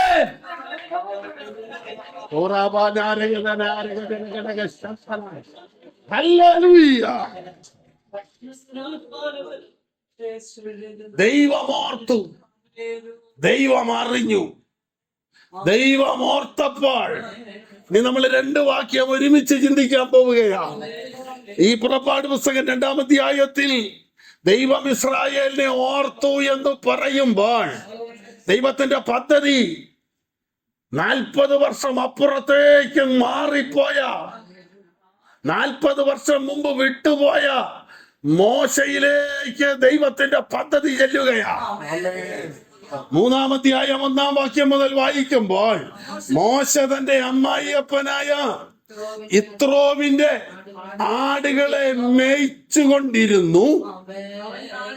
അവൻ ആടുകളെ മരുഭൂമിക്ക് അപ്പുറത്ത് ദൈവത്തിന്റെ പർവ്വതമായ ഹോരേബോളം കൊണ്ടുചെന്നു. ദൈവത്തിന് സ്തോത്രം. മോശയിൽ ഒരു യഥാർത്ഥ ഇടയനെ നമുക്ക് കാണാം. ഒരു യഥാർത്ഥ ഇടയൻ മരുഭൂമി കണ്ട് മടങ്ങിപ്പോകുന്നവനല്ല. ശൂന്യത കണ്ട് മടങ്ങിപ്പോകുന്നവനല്ല. ഈ ശൂന്യമായ മരുഭൂമിക്ക് അപ്പുറത്ത് ഒരു പച്ചപ്പ് വിശ്വാസത്താൽ കണ്ടുകൊണ്ട് തന്റെ ആടുകളുമായി പോകുന്നവനാണ്. ദൈവത്തിന് സ്തോത്രം. ഈ ആടുകളെ ശൂന്യമായ മരുഭൂമിയിൽ വിട്ടേച്ച് ഇവ അവസാനിപ്പിച്ചേക്കാമെന്ന് വെക്കാതെ മരുഭൂമിക്ക് അപ്പുറത്ത് ദൈവത്തിന്റെ ഒരു പർവ്വതമുണ്ട്. ദൈവത്തിന്റെ പർവ്വതം മരുഭൂമിക്ക് അപ്പുറത്തുണ്ടെങ്കിൽ ഈ ശൂന്യമായതിനപ്പുറത്ത് കരുതുന്ന ഒരു ദൈവമുണ്ട്. ഈ ഇല്ലായ്മയുടെ അപ്പുറത്ത്, ഈ ക്ഷീണാവസ്ഥകളിൽ, ഈ ഒന്നുമില്ലാത്തതിനപ്പുറത്ത് കരുതുന്ന ഒരു ദൈവമുണ്ട്. ആ കരുതുന്ന ദൈവത്തിങ്കലേക്ക് നീ ചെല്ലണം. ദൈവത്തിന് സ്തോത്രം. മോശയെ, നിന്നെ ദൈവത്തിന്റെ പർവ്വതമായ ഹോരേബിൽ എന്റെ കർത്താവ് നിനക്ക് വേണ്ടി വെയിറ്റ് ചെയ്യുകയാ. ദൈവം അങ്ങനെയാ. ദൈവം തന്റെ പദ്ധതിക്ക് വേണ്ടി ആളുകളെ കരുതേ അവൻ വെയിറ്റ് ചെയ്തുകൊണ്ടിരിക്കും. 1 ശമൂവേലിന്റെ പുസ്തകം 9-ാം അധ്യായത്തിൽ നമ്മളിങ്ങനെ കാണുന്നു, ബെന്യാമീൻ ഗോത്രത്തിൽ കീശ് എന്നൊരു ധനികൻ ഉണ്ടായിരുന്നു. അവന് ശൗൽ എന്നു പേരുള്ള ഒരു മകൻ. ഇസ്രായേൽ ഒരു രാജാവിന് വേണ്ടി നിർബന്ധം പിടിച്ചുകൊണ്ടിരിക്കുക. കർത്താവിൻ്റെ നോട്ടം ബെന്യാമീൻ ഗോത്രത്തിലെ കീശിന്റെ മകനായ ശൗലിന്റെ അടുക്കിലേക്ക് വന്നു. കോടീശ്വരനാ. എന്നാലും തൻ്റെ അപ്പൻ്റെ കഴുത പോയപ്പോൾ ആ ചെറിയ സാധനം പോട്ടെന്ന് വെക്കാതെ ആ ഒരു ചെറുതിന്റെ പുറകെ പോകാനുള്ള അവന്റെ ആർജവത്തെ ദൈവം കണ്ടു. ദൈവത്തിന് സ്തോത്രം. ആസ്തിയുള്ളവൻ പോട്ടെന്ന് വെക്കുന്നത് അപ്പന്റെ സമ്പത്ത് വലുതാണേലും ചെറുതാണേലും നഷ്ടം തന്നെയാന്ന് തിരിച്ചറിഞ്ഞ ആ മകനെയാണ് ഇസ്രായേലിന്റെ രാജസ്ഥാനത്തേക്ക് കൊണ്ടുവരുന്നത്. ഇവൻ ഇന്നാ പുറപ്പെടുന്നതെങ്കിൽ തമ്പുരാൻ ഇന്നലെ പറഞ്ഞു നാളെ ഒരുത്തനോടെ വരും. അതാ ദൈവം. ദൈവത്തിന് സ്തോത്രം. നീ ഇവിടുന്ന് പോരാൻ തയ്യാറാകുന്നതിന് മുമ്പേ നാളെ ഒരുത്തൻ വരുമെന്ന് ഇന്നേ വെളിപ്പെടുത്തുന്നവനാ എന്റെ ദൈവം. നിങ്ങൾ നോക്കൂ, 16-ാം അധ്യായത്തിലേക്ക് വരുമ്പോഴും 1 ശമൂവേൽ 16 വരുമ്പോഴും ശൗല് പോയെന്നും പറഞ്ഞ് കരഞ്ഞുകൊണ്ടിരിക്കുക. അവൻ തെറ്റിപ്പോയി, എന്റെ ദൈവമേ ഇനി ആരുമില്ലല്ലോ എന്ത് ചെയ്യണമെന്നറിയാതെ കരയുമ്പോൾ ശമൂവേലിനോട് പറയുന്നു, നീ എന്തിനാ കരയുന്നേ? നീ കൊമ്പിൽ തൈലമെടുത്തോണ്ട് പുറപ്പെട്ടോ, ബേഥലഹേമിലേക്ക് അയക്കും. അവിടെ ഈശായുടെ വീട്ടിൽ ഞാനൊരു രാജാവിനെ കണ്ടിട്ടുണ്ട്.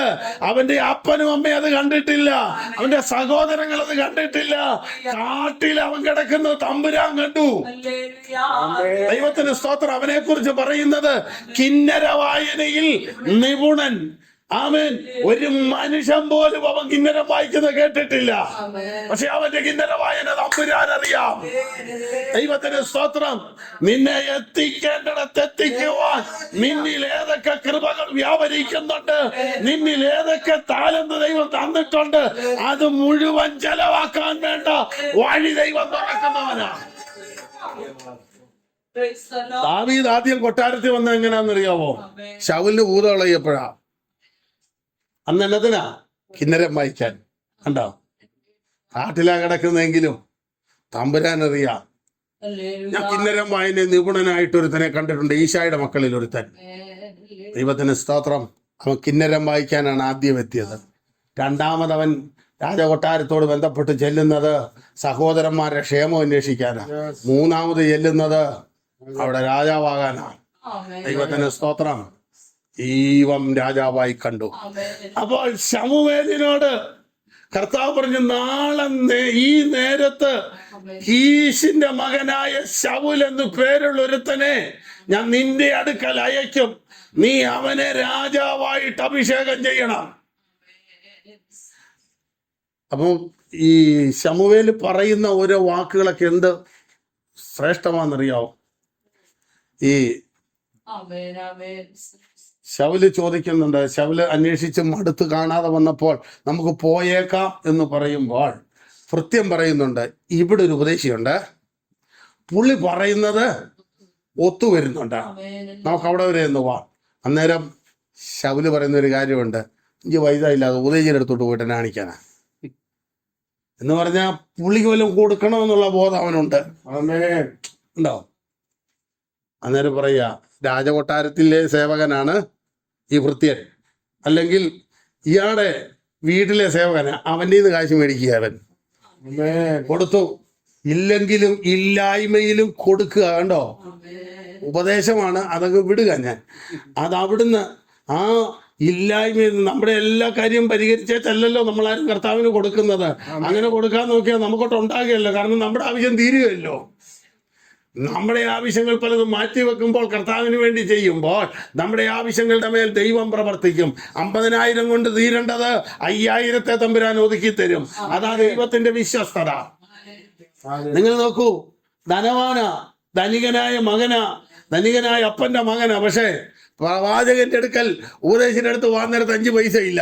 കൃത്യം പറഞ്ഞ് എൻ്റെ ഇച്ചിരി ചില്ലറയുണ്ട്, അന്നാ അതോട് നാണക്കേടൊന്നും വിചാരിച്ചില്ല. അല്ലെങ്കിൽ അവന്റെ പണിക്കാരൻ്റെ നിന്ന് കാര്യം മേടിച്ചോണ്ടാ പോയെന്ന് ആ പണിക്കാരനോട്ട് പറഞ്ഞുമില്ല. ഇയാൾക്ക് എങ്ങനെ അറിയാം ഇവിടെ ഒരു പ്രവാചകൻ ഉണ്ടെന്നും അയാൾ പറഞ്ഞാൽ ഒക്കുമെന്നും? ഇയാൾ ഇടയ്ക്കിടയ്ക്ക് അവിടെ പോകുന്നതാണ്, അല്ലാതെ അറിയല്ലോ. ഇവിടുന്ന് അവധി കിട്ടുന്ന നേരം ഓടി ദൈവദാസിന്റെ അടുക്ക ചെല്ലും. കിട്ടുന്ന സമയത്ത് പോകുന്നതുകൊണ്ട് അദ്ദേഹത്തിന്റെ ആലോചന കറക്റ്റാന്നറിയാം. ഇവിടം വരെ നമ്മൾ വന്നല്ലോ, ബെന്യാമീൻ ഗോത്രത്തിൽ നമ്മൾ യാത്ര ചെയ്ത് രാമായിലെത്തിയല്ലോ. രാമാഥായിൻ സോഫോമിൽ എൽക്കാനയുടെ വീടിനോട് അടുത്തൊക്കെയുള്ള ഏരിയകളിലെല്ലാം നമ്മൾ എത്തിയല്ലോ. നമുക്ക് ദൈവത്തിന്റെ ദാസനോടൊന്ന് ചോദിക്കാം. അവിടെ ചെല്ലുമ്പോൾ ഈ വരുന്നയാളെ കണ്ടപ്പോഴും ഞാൻ നിന്റെ അടുക്ക വരൂ എന്ന് പറഞ്ഞ ആള് എന്ന് പറഞ്ഞു. അവര് കയറി വന്നപ്പോഴേ പറയുക, ഇന്ന് രാത്രി നിങ്ങൾ ഇവിടെ താമസിക്ക്, രാവിലെ ഞാൻ നിങ്ങളെ പറഞ്ഞയക്കാം. 2 ദിവസം മുമ്പ് പോയ കഴുത അന്വേഷിക്കണ്ട, അത് കിട്ടി. ഒന്നും ചോദിച്ചില്ല. ഇവര് വന്നത് എന്നാത്തിനാന്നറിയാം. അങ്ങനെയുള്ള ഉപദേശിമാരൊക്കെ ഉള്ളൊരു കാലം പെന്തക്കോസിൽ ഉണ്ടായിരുന്നു. അങ്ങനൊന്നുമില്ല. ചോദിച്ചാൽ പോലും ചൊവ്വ അറിയത്തില്ല. ചോദിച്ചു പറഞ്ഞിട്ട് പോലും തൂത് പറഞ്ഞാൽ ഒക്കുകയല്ല. പിന്നെയാ നിങ്ങളൊന്ന് ഓർത്ത് നോക്ക, 2 ദിവസം മുമ്പ് കാണാതെ പോയ കഴുത നീ അന്വേഷിക്കണ്ട, അത് കിട്ടി. എന്നാ പിന്നെ പോകരുതോ? പോരാ, രാവിലെ വിടാം. കാരണം രാവിലെ ഒരു പുതിയ നിയോഗം പ്രാപിച്ചാ പോകുന്നത്. കഴുത അന്വേഷിച്ച് പോയ ശൗല് രാജാവായി വരികയാ. എന്ന് പറഞ്ഞാൽ ഇസ്രായേല് കരഞ്ഞപ്പോൾ ആ കരച്ചിന് പരിഹാരകനാകേണ്ട മോശയുടെ ഉള്ളത്തെ ദൈവാത്മാവ് നിയോഗിച്ചിട്ട് മോശ മരുഭൂമി കണ്ട് മടങ്ങാതെ മരുഭൂമിക്ക് അപ്പുറത്തുള്ള ഹോരേബിലേക്ക് തന്റെ ആടുകളെ നടത്തുകയാണ്. ആടുകളെ നടത്തി മരുഭൂമിക്ക് അപ്പുറത്തേക്ക് നടത്താൻ പ്രാക്ടീസ് ഉള്ളവനെ കൊണ്ടാണ് നാളെ തന്റെ ജനത്തെ മരുഭൂമിക്ക് അപ്പുറത്തേക്ക് നടത്താൻ ജനത്തെ ദൈവം ഏൽപ്പിക്കുന്നത്. അല്പത്തിൽ വിശ്വസ്തനായവനെ ആണല്ലോ ദൈവം അധികത്തിന്റെ വിചാരകനാക്കുന്നത്. ദൈവത്തിന് സ്തോത്രം. ഇസ്രായേലിനെ നടത്തിയ വിധങ്ങളെ കുറിച്ച് സങ്കീർത്തനം 80 നാം വായിക്കുന്നത് ഇങ്ങനെയാണ്: ആട്ടിൻകൂട്ടത്തെ പോലെ യോസേഫിനെ നടത്തി. 100-ാം സങ്കീർത്തനത്തിൽ കാണുന്നു, നാം അവന്റെ കൈക്കലെ ആടുകൾ, അവൻ മേയിക്കുന്ന ആടുകൾ തന്നെ. 77-ാം സങ്കീർത്തനം അതിന്റെ 20-ാം വാക്യത്തിൽ നാം ഇങ്ങനെ വായിക്കുന്നു: യോശുവയുടെയും മോശയുടെയും അഹരോന്റെ കൈ കൊണ്ട് അവൻ അവരെ ആട്ടിൻകൂട്ടത്തെ പോലെ നടത്തി. ദൈവത്തിന് സ്തോത്രം. ആടിനെ പോലെ നമ്മെ നടത്തുന്നെന്ന് പറഞ്ഞാൽ നമ്മുടെ ആവശ്യങ്ങൾ അറിഞ്ഞ് നടത്തുന്നു എന്നാണ്. ആടിനെ പുൽമേടുകളിൽ ഇടയൻ കൊണ്ടുപോയി ആക്കുന്നിടത്ത് മേയുക എന്നുള്ളതല്ലാതെ അതിനൊരു ഭാരവുമില്ല. കാരണം ആ ആടിന് വേണ്ടി കരുതുന്ന ഒരു ഇടയനുണ്ട്. നാളെ ഞാൻ എവിടെ മേയുമെന്ന് ആടൊരിക്കലും ഭാരപ്പെടണ്ട. കാരണം ആട് ഈ പുൽമേടിൽ മേയുമ്പോൾ തന്നെ നാളെ മേയാനുള്ള പുൽമേട് ഇന്നേ കണ്ടുവച്ചിരിക്കുന്ന ഒരു ഇടയനുണ്ട്. ആ ഇടയൻ എന്റെ ദൈവമാണെന്നാണ് ദാവീദ് പറയുന്നത്. 23-ാം സങ്കീർത്തനത്തിൽ യഹോവ എന്റെ ഇടയനാകുന്നു, എനിക്ക് മുട്ടുണ്ടാകുകയില്ല. ദൈവം എനിക്ക് ഇടയനായിരിക്കുന്നിടത്തോളം കാലം ഞാൻ ഞെരുങ്ങി പോകേണ്ടി വരികയില്ല. ദൈവം മാറി മറ്റു പലതും ഇടയനായി വരുമ്പോൾ, സമ്പത്ത് എൻ്റെ ഇടയനായി വരുമ്പോൾ, ആരോഗ്യം എൻ്റെ ഇടയനായി വരുമ്പോൾ, അഹങ്കാരം എൻ്റെ ഇടയനായി വരുമ്പോൾ, താഴ്മയില്ലാത്ത ഹൃദയം എൻ്റെ ഇടയനായി വരുമ്പോൾ ഞാൻ പലയിടത്തും മുട്ടിപ്പോകാനിടയുണ്ട്. ഇടയൻ എന്ന് പറഞ്ഞാൽ നിയന്ത്രിതാവാണ്. ആ ഇടയൻ ദൈവമല്ലാതെ വേറെ എന്തു വന്നാലും ദൈവജനത്തിന് അത് ബുദ്ധിമുട്ടാണ്. മോശ തന്റെ അമ്മായിയപ്പനായ യിത്രോവിന്റെ ആടുകളുമായി മരുഭൂമിക്ക് അപ്പുറത്തുള്ള ഹോരേബ് പർവ്വതത്തോളം ചെന്നു. നിങ്ങൾ നോക്കൂ, ദൈവത്തിന്റെ പദ്ധതി തുടങ്ങുമ്പോൾ ദൈവം മോശയ്ക്ക് വേണ്ടി ഒരു ദൈവീക പദ്ധതി ഒരുക്കുന്നതായി കാണുന്നു. നമുക്ക് ആ ഭാഗം ഒന്ന് നോക്കാമല്ലോ. അവിടെ യഹോവയുടെ ദൂതൻ ഒരു മുൾപ്പടർപ്പിന്റെ നടുവിൽ നിന്ന് അഗ്നിജ്വാലയിൽ അവനെ പ്രത്യക്ഷനായി. ദൈവത്തിന്റെ ദാസനായ മോശ താഴ്വരയിൽ നിൽക്കുമ്പോൾ പർവ്വതത്തിന്റെ മുകളിൽ ഒരു മുൾപ്പടർപ്പിന്റെ മേൽ ഒരു തീയുടെ ജ്വലനം ഉണ്ടാവുകയാണ്. ദൈവത്തിന് സ്തോത്രം. പണ്ട് പലരും കരുവേലകവും ദേവദാരുവും ഈട്ടിയും മുതലായ വിലയേറിയ മരങ്ങൾ തേടി ഈ മല കയറിയിട്ടുണ്ട്. വിലയേറിയ പലതും തേടി ഈ മല കയറിയിട്ടുണ്ട്. എന്നാൽ ഈ മുൾപ്പടർപ്പിനെ തേടി ആരും ഇന്ന് വരെ വന്നിട്ടില്ല. മുൾപ്പടർപ്പ് അങ്ങോട്ട് ചെന്നാലും ദോഷം, ഇങ്ങോട്ട് വന്നാലും ദോഷമാ. ആർക്കും പ്രയോജനമില്ലാത്ത, ആർക്കും വേണ്ടാത്ത ഒരു കൊച്ചു മുൾപ്പടർപ്പ് ആരാലും ശ്രദ്ധിക്കപ്പെടാതെ ദീർഘജല നാളുകളായി, ദീർഘജല വർഷങ്ങളായി ഹോരേബ് കൊടുമുടിയുടെ മുകളിൽ നിൽക്കുകയാണ്. എന്നാൽ ദൈവത്തിന്റെ പരിശുദ്ധാത്മാവ് അവിടെയുള്ള ഉന്നതമായ പല വൃക്ഷങ്ങളെയും മാറ്റിവെച്ചിട്ട്, അവിടെയുള്ള ശ്രേഷ്ഠമേറിയ പല മരങ്ങളെയും മാറ്റിവെച്ചിട്ട്, പിടിച്ചാൽ പിടിമുറ്റാത്ത ദേവദാരുക്കളെ പോലും മാറ്റിവെച്ചിട്ട് ദൈവത്തിന്റെ തീയ കൊച്ചു മുൾപ്പടർപ്പിൽ കത്തിപ്പിടിച്ചപ്പോൾ താഴ്വര നിൽക്കുന്ന മോശ ആളിക്കത്തുന്ന അഗ്നിയിലേക്ക് കയറി വന്നു. ഈ പകൽ ദൈവ പൈതലെ കുടുംബത്തിനകത്ത്, സഭയ്ക്കകത്ത്, ദേശത്തിനകത്ത് നീ ഒന്ന് കത്താൻ തയ്യാറാകാമോ? നീ ഒന്ന് ജ്വലിക്കാൻ തയ്യാറാകാമോ? അനേകർ അടുത്ത് വരത്തക്കവണ്ണം, അനേകർ തേടി വരത്തക്കവണ്ണം നിന്റെ സ്ഥിതിയുടെ മേൽ ദൈവശക്തിയുടെ വ്യാപാരം അയക്കും. ഹോരേബിൽ വീണ് കത്തിയ അഗ്നി നമ്മുടെ കുടുംബങ്ങളുടെ മേൽ വീണ് കത്തട്ടെ, നമ്മുടെ സഭയുടെ മേൽ വീണ് കത്തട്ടെ, നമ്മിൽ വീണ് ജ്വലിക്കട്ടെ. അത് നമ്മുടെ മേലുള്ള ദൈവ സാന്നിധ്യത്തിന്റെ വെളിപ്പെടുത്തലുകളായി മാറട്ടെ. ഈ മുൾപ്പടർപ്പ് തേടി ആരും അവിടെ ഇതുവരെ വന്നിട്ടില്ല. പക്ഷെ ആ മുൾപ്പടർപ്പ് കത്താൻ തയ്യാറായപ്പോൾ, ജ്വലിക്കുവാൻ ഏൽപ്പിച്ചപ്പോൾ, മോശ എന്ന ഇസ്രായേലിന്റെ വീണ്ടെടുപ്പുകാരനായ അതിമാനുഷനായവൻ ആ തീയിലേക്ക് കയറി വരിക. ഈ കയറി വരുന്ന മോശ ആരാ? മോശ എന്ന കുലപാതകൻ, മോശ എന്ന ഒളിച്ചോട്ടക്കാരൻ, മോശ എന്ന പച്ച മനുഷ്യൻ. വരുന്ന മോശയുടെ അടുത്ത തലം മിസ്രയീമിലെ അടുത്ത ഫറവോനാകേണ്ടവൻ, മിസ്രയീമിലെ സകല ജ്ഞാനവും അഭ്യസിച്ചവൻ, മിസ്രയീമിലെ സകല സമ്പത്തിന്റെയും ഉടമയായവൻ. മോശ ആരാ? ആത്മീയമായി വരുമ്പോൾ ഇസ്രായേലിന്റെ മുന്നിൽ നിൽക്കുന്നവൻ, ജീവനുള്ള ദൈവത്തെ മുഖാമുഖമായി കാണാൻ ഭാഗ്യം കിട്ടിയവൻ, ഇസ്രായേലിനൊരു പ്രമാണം എഴുതിയവൻ, 120 വയസ്സ് വരെ കണ്ണ് കാണാതെയും ചെവി കേൾക്കാതെയുമുള്ള അനുഭവങ്ങളില്ലാതിരുന്നവൻ, ദേഹബലത്തിന് ക്ഷയം വരാത്ത അതിമാനുഷനായ മോശ എന്ന നേതാവ് ഈ കൊച്ചു ചെടിയുടെ അടുക്കലേക്ക് വരികയാ. ദൈവത്തിന് സ്തോത്രം. ഈ കൊച്ചു മുൾപ്പടർപ്പ് ഞാനും നിങ്ങളുമാണെങ്കിൽ നാം ഒന്ന് പ്രാർത്ഥനയിൽ ജ്വലിച്ചാൽ, ആത്മാവിൽ ജ്വലിച്ചാൽ, നമ്മുടെ ഈ ജ്വലനത്തിലേക്ക് വരുന്ന സാധാരണ പുള്ളികളല്ല. ദേശത്തെ ഉന്നതന്മാര്, ദേശത്തെ ശക്തന്മാര്, ദേശത്തെ പ്രബലന്മാരായവര് നമ്മുടെ അടുക്കൽ എത്തിക്കാൻ ദൈവശക്തനാ. യേശു ക്രിസ്തുവിന്റെ നാമത്തിൽ അങ്ങനെ സംഭവിക്കട്ടെ. നീ ആകുന്ന മുൾപ്പടർപ്പിന്റെ മേൽ ആത്മാവിന്റെ ജ്വലനമുണ്ടായാൽ അതൊരു വലിയ ദൈവപ്രവൃത്തിയായി മാറും. സാധാരണക്കാരും പഠിപ്പില്ലാത്തവരുമായ മുക്കുവരായ യേശു ശിഷ്യന്മാരെ മർക്കോസിന്റെ മാളിക മുറിയിൽ ആത്മാവിന്റെ ജ്വലനമുണ്ടായപ്പോൾ ലോകം അവരെ കുറിച്ച് പറഞ്ഞത് ഭൂലോകത്തെ കീഴ്മേൽ മറിക്കുന്നവരെന്ന. നമ്മുടെ സാധാരണത്വത്തിന്റെ മേൽ ദൈവത്തിന്റെ അസാധാരണത്വം വ്യാപരിച്ചാൽ, നമ്മുടെ കഴിവുകേടുകളുടെ മേൽ ദൈവത്തിന്റെ ശക്തി വ്യാപരിച്ചാൽ, നമ്മുടെ ബലഹീനതയുടെ മേൽ ദൈവത്തിന്റെ ശക്തി വ്യാപരിച്ചാൽ അസാധാരണമായ ദൈവപ്രവൃത്തി നമ്മിലൂടെ പുറത്തു വരും.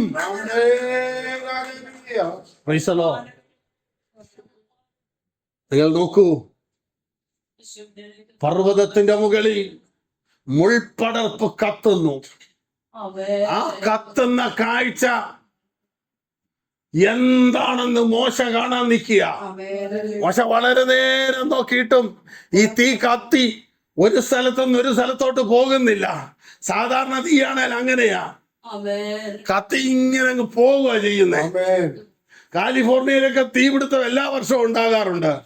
ഏക്കർ കണക്കിന്, കിലോമീറ്ററുകൾ കണക്കിന്, മൈലുകൾ കണക്കിനാണ് ഭൂപ്രദേശങ്ങൾ ചാമ്പലായി പോകുന്നത്. ഇതങ്ങനത്തെ തീയല്ല, സ്പെസിഫിക് ആയിട്ട് ഒരു പ്രത്യേക സ്ഥലത്ത് നിന്ന് കത്തുക, കത്തി അങ്ങ് പോവുകയല്ല. ദൈവമക്കളുടെ മുമ്പിലുള്ള ജ്വലനം അങ്ങനെയാ. ആരാധനയുടെ ഒരു കത്തല് കത്തി അങ്ങ് പോവുകയല്ല, നിന്ന് കത്തണം. ദൈവത്തിന് സ്തോത്രം, നിന്ന് കത്തണം. ദൈവത്തിന് സ്തോത്രം. നിന്ന് കത്തുമ്പോഴാണ് ചില മുൾപ്പടർപ്പിനെ തേടി ആളുകൾ കയറി വരുന്നത്. മറ്റൊരു കാര്യം, ആ മുൾപ്പടർപ്പിന്റെ മേൽ തീ ഇറങ്ങി വരുമ്പോൾ മുൾപ്പടർപ്പ് വെന്തുപോകുന്നില്ല. ആ കാഴ്ചയാണ് മോശയെ അതിശയിപ്പിച്ചത്. ഈ മുൾപ്പടർപ്പ് ആരാന്നറിയാമോ? മുൾപ്പടർപ്പ് മോശയാ. ഈ മോശയാകുന്ന പാപ കൊലപാതകം പെട്ടിപ്പിടിച്ച ആ മുൾപ്പടർപ്പിന്റെ മേൽ ദൈവത്തിന്റെ തീ വന്നിറങ്ങുക. തീയുടെ ബലം എന്ന് പറയുന്നത് ദഹിപ്പിക്കുക എന്നുള്ളതാണ്. സദൃശവാക്യം നാം പഠിക്കുമ്പോൾ മതി എന്ന് പറയാത്ത പല കാര്യങ്ങളിൽപ്പെട്ട ഒന്നാണ് തീ. പാതാളം ആളുകളെ മുഴുവൻ അക്കോമഡേറ്റ് ചെയ്തിട്ട് ഹൗസ്ഫുൾ എന്നുള്ള ബോർഡ് വെക്കുകയല്ല. കാരണം മതി എന്ന് പറയല. തീ അങ്ങനെയാണ്. വന്ധ്യയുടെ ഗർഭപാത്രത്തെ കുറിച്ച് പറയുന്നത് അങ്ങനെയാണ്. അപ്പോൾ നിങ്ങളൊരു കാര്യം മനസ്സിലാക്കൂ, തീയുടെ ബലമെന്ന് പറയുന്നത് അതിന്റെ മുമ്പിൽ വരുന്ന എന്തിനേയും അത് ദഹിപ്പിക്കും. പക്ഷെ ഈ മുൾപ്പടർപ്പ് തീക്കൊരു വലിയ കാര്യമല്ല. വൻമലകളെ പോലും ചാമ്പലാക്കാൻ കഴിയുന്ന തീയുടെ നടുവിൽ ഈ മുൾപ്പടർപ്പൊന്നുമല്ല. എന്നാൽ ആ മുൾപ്പടർപ്പ് വെന്തു പോകാത്തതിന്റെ കാരണം എന്താന്ന് തിരുവചനം പറയുന്നുണ്ട്. അതിന്റെ നടുവിൽ ദൈവത്തിന്റെ ദൂതൻ ഇറങ്ങി. നമ്മുടെ ദൈവമാരാ ദഹിപ്പിക്കുന്ന അഗ്നിയ. അഗ്നിയായവൻ അഗ്നിയുടെ നടുവിലേക്ക്, ഉയരത്തിലെ അഗ്നി ഈ ഭൂമിയിലെ അഗ്നിയുടെ നടുവിലേക്ക് ഇറങ്ങി വരുമ്പോൾ അതിന്റെ ബലം കെടും. ദാനിയേൽ പ്രവാചകന്റെ പുസ്തകത്തിൽ ശദ്രക്ക്, മേശക്, അബേദ്നെഗോ എന്ന 3 ബാലന്മാർ അഗ്നിയിലേക്ക് വലിച്ചെറിയപ്പെട്ടു. അവർ നോക്കുമ്പോൾ 4മതൊരുത്തനൂടെ അങ്ങോട്ട് ഇറങ്ങി വന്നപ്പോൾ അതുവരെ കത്തിയ തീയുടെ ബലം കെട്ടു. ലോകം നിനക്ക് നേരെ കൊണ്ടുവരുന്ന തീ ഇത്രയേ ഉള്ളൂ. ഈ ശരീരത്തിൽ കൊണ്ടുവരുന്ന രോഗത്തിന്റെ തീ ഇത്രയേ ഉള്ളൂ. നിരാശയുടെ തീ ഇത്രയേ ഉള്ളൂ. ദൈവം നമ്മിൽ ജ്വലിച്ചാൽ ഈ തീയുടെ ബലം അവിടെ കെടും. Yes.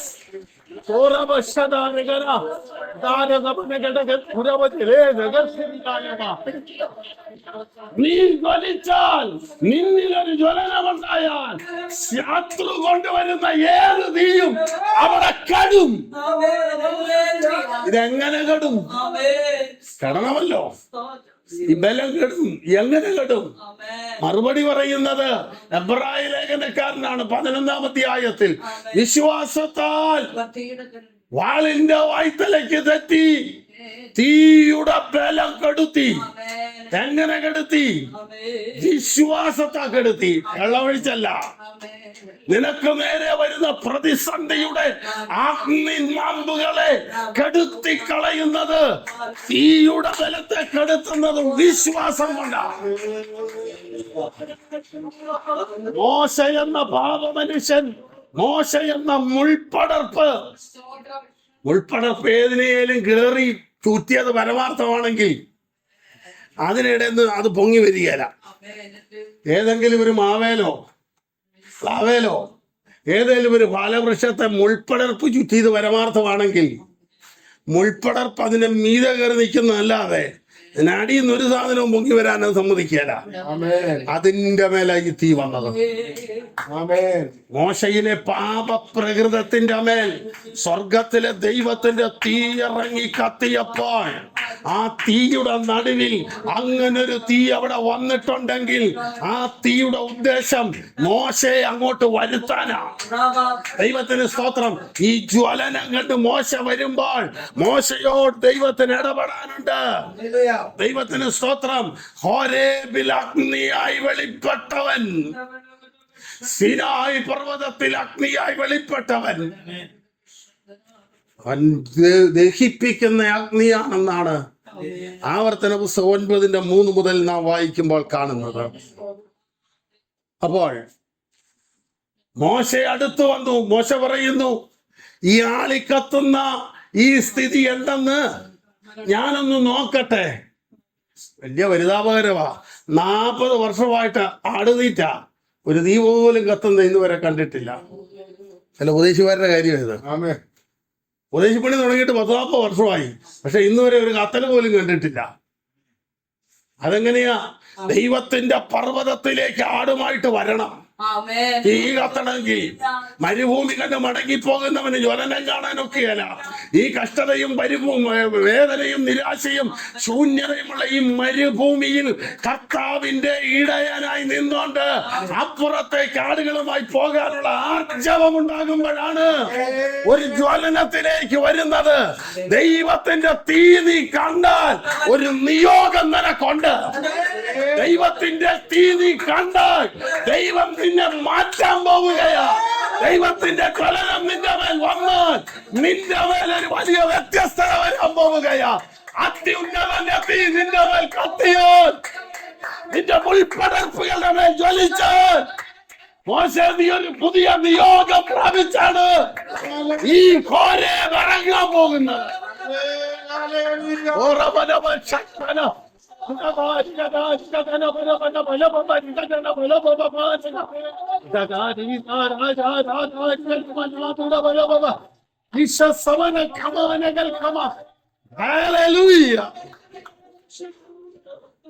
മോശ കാണാൻ കയറി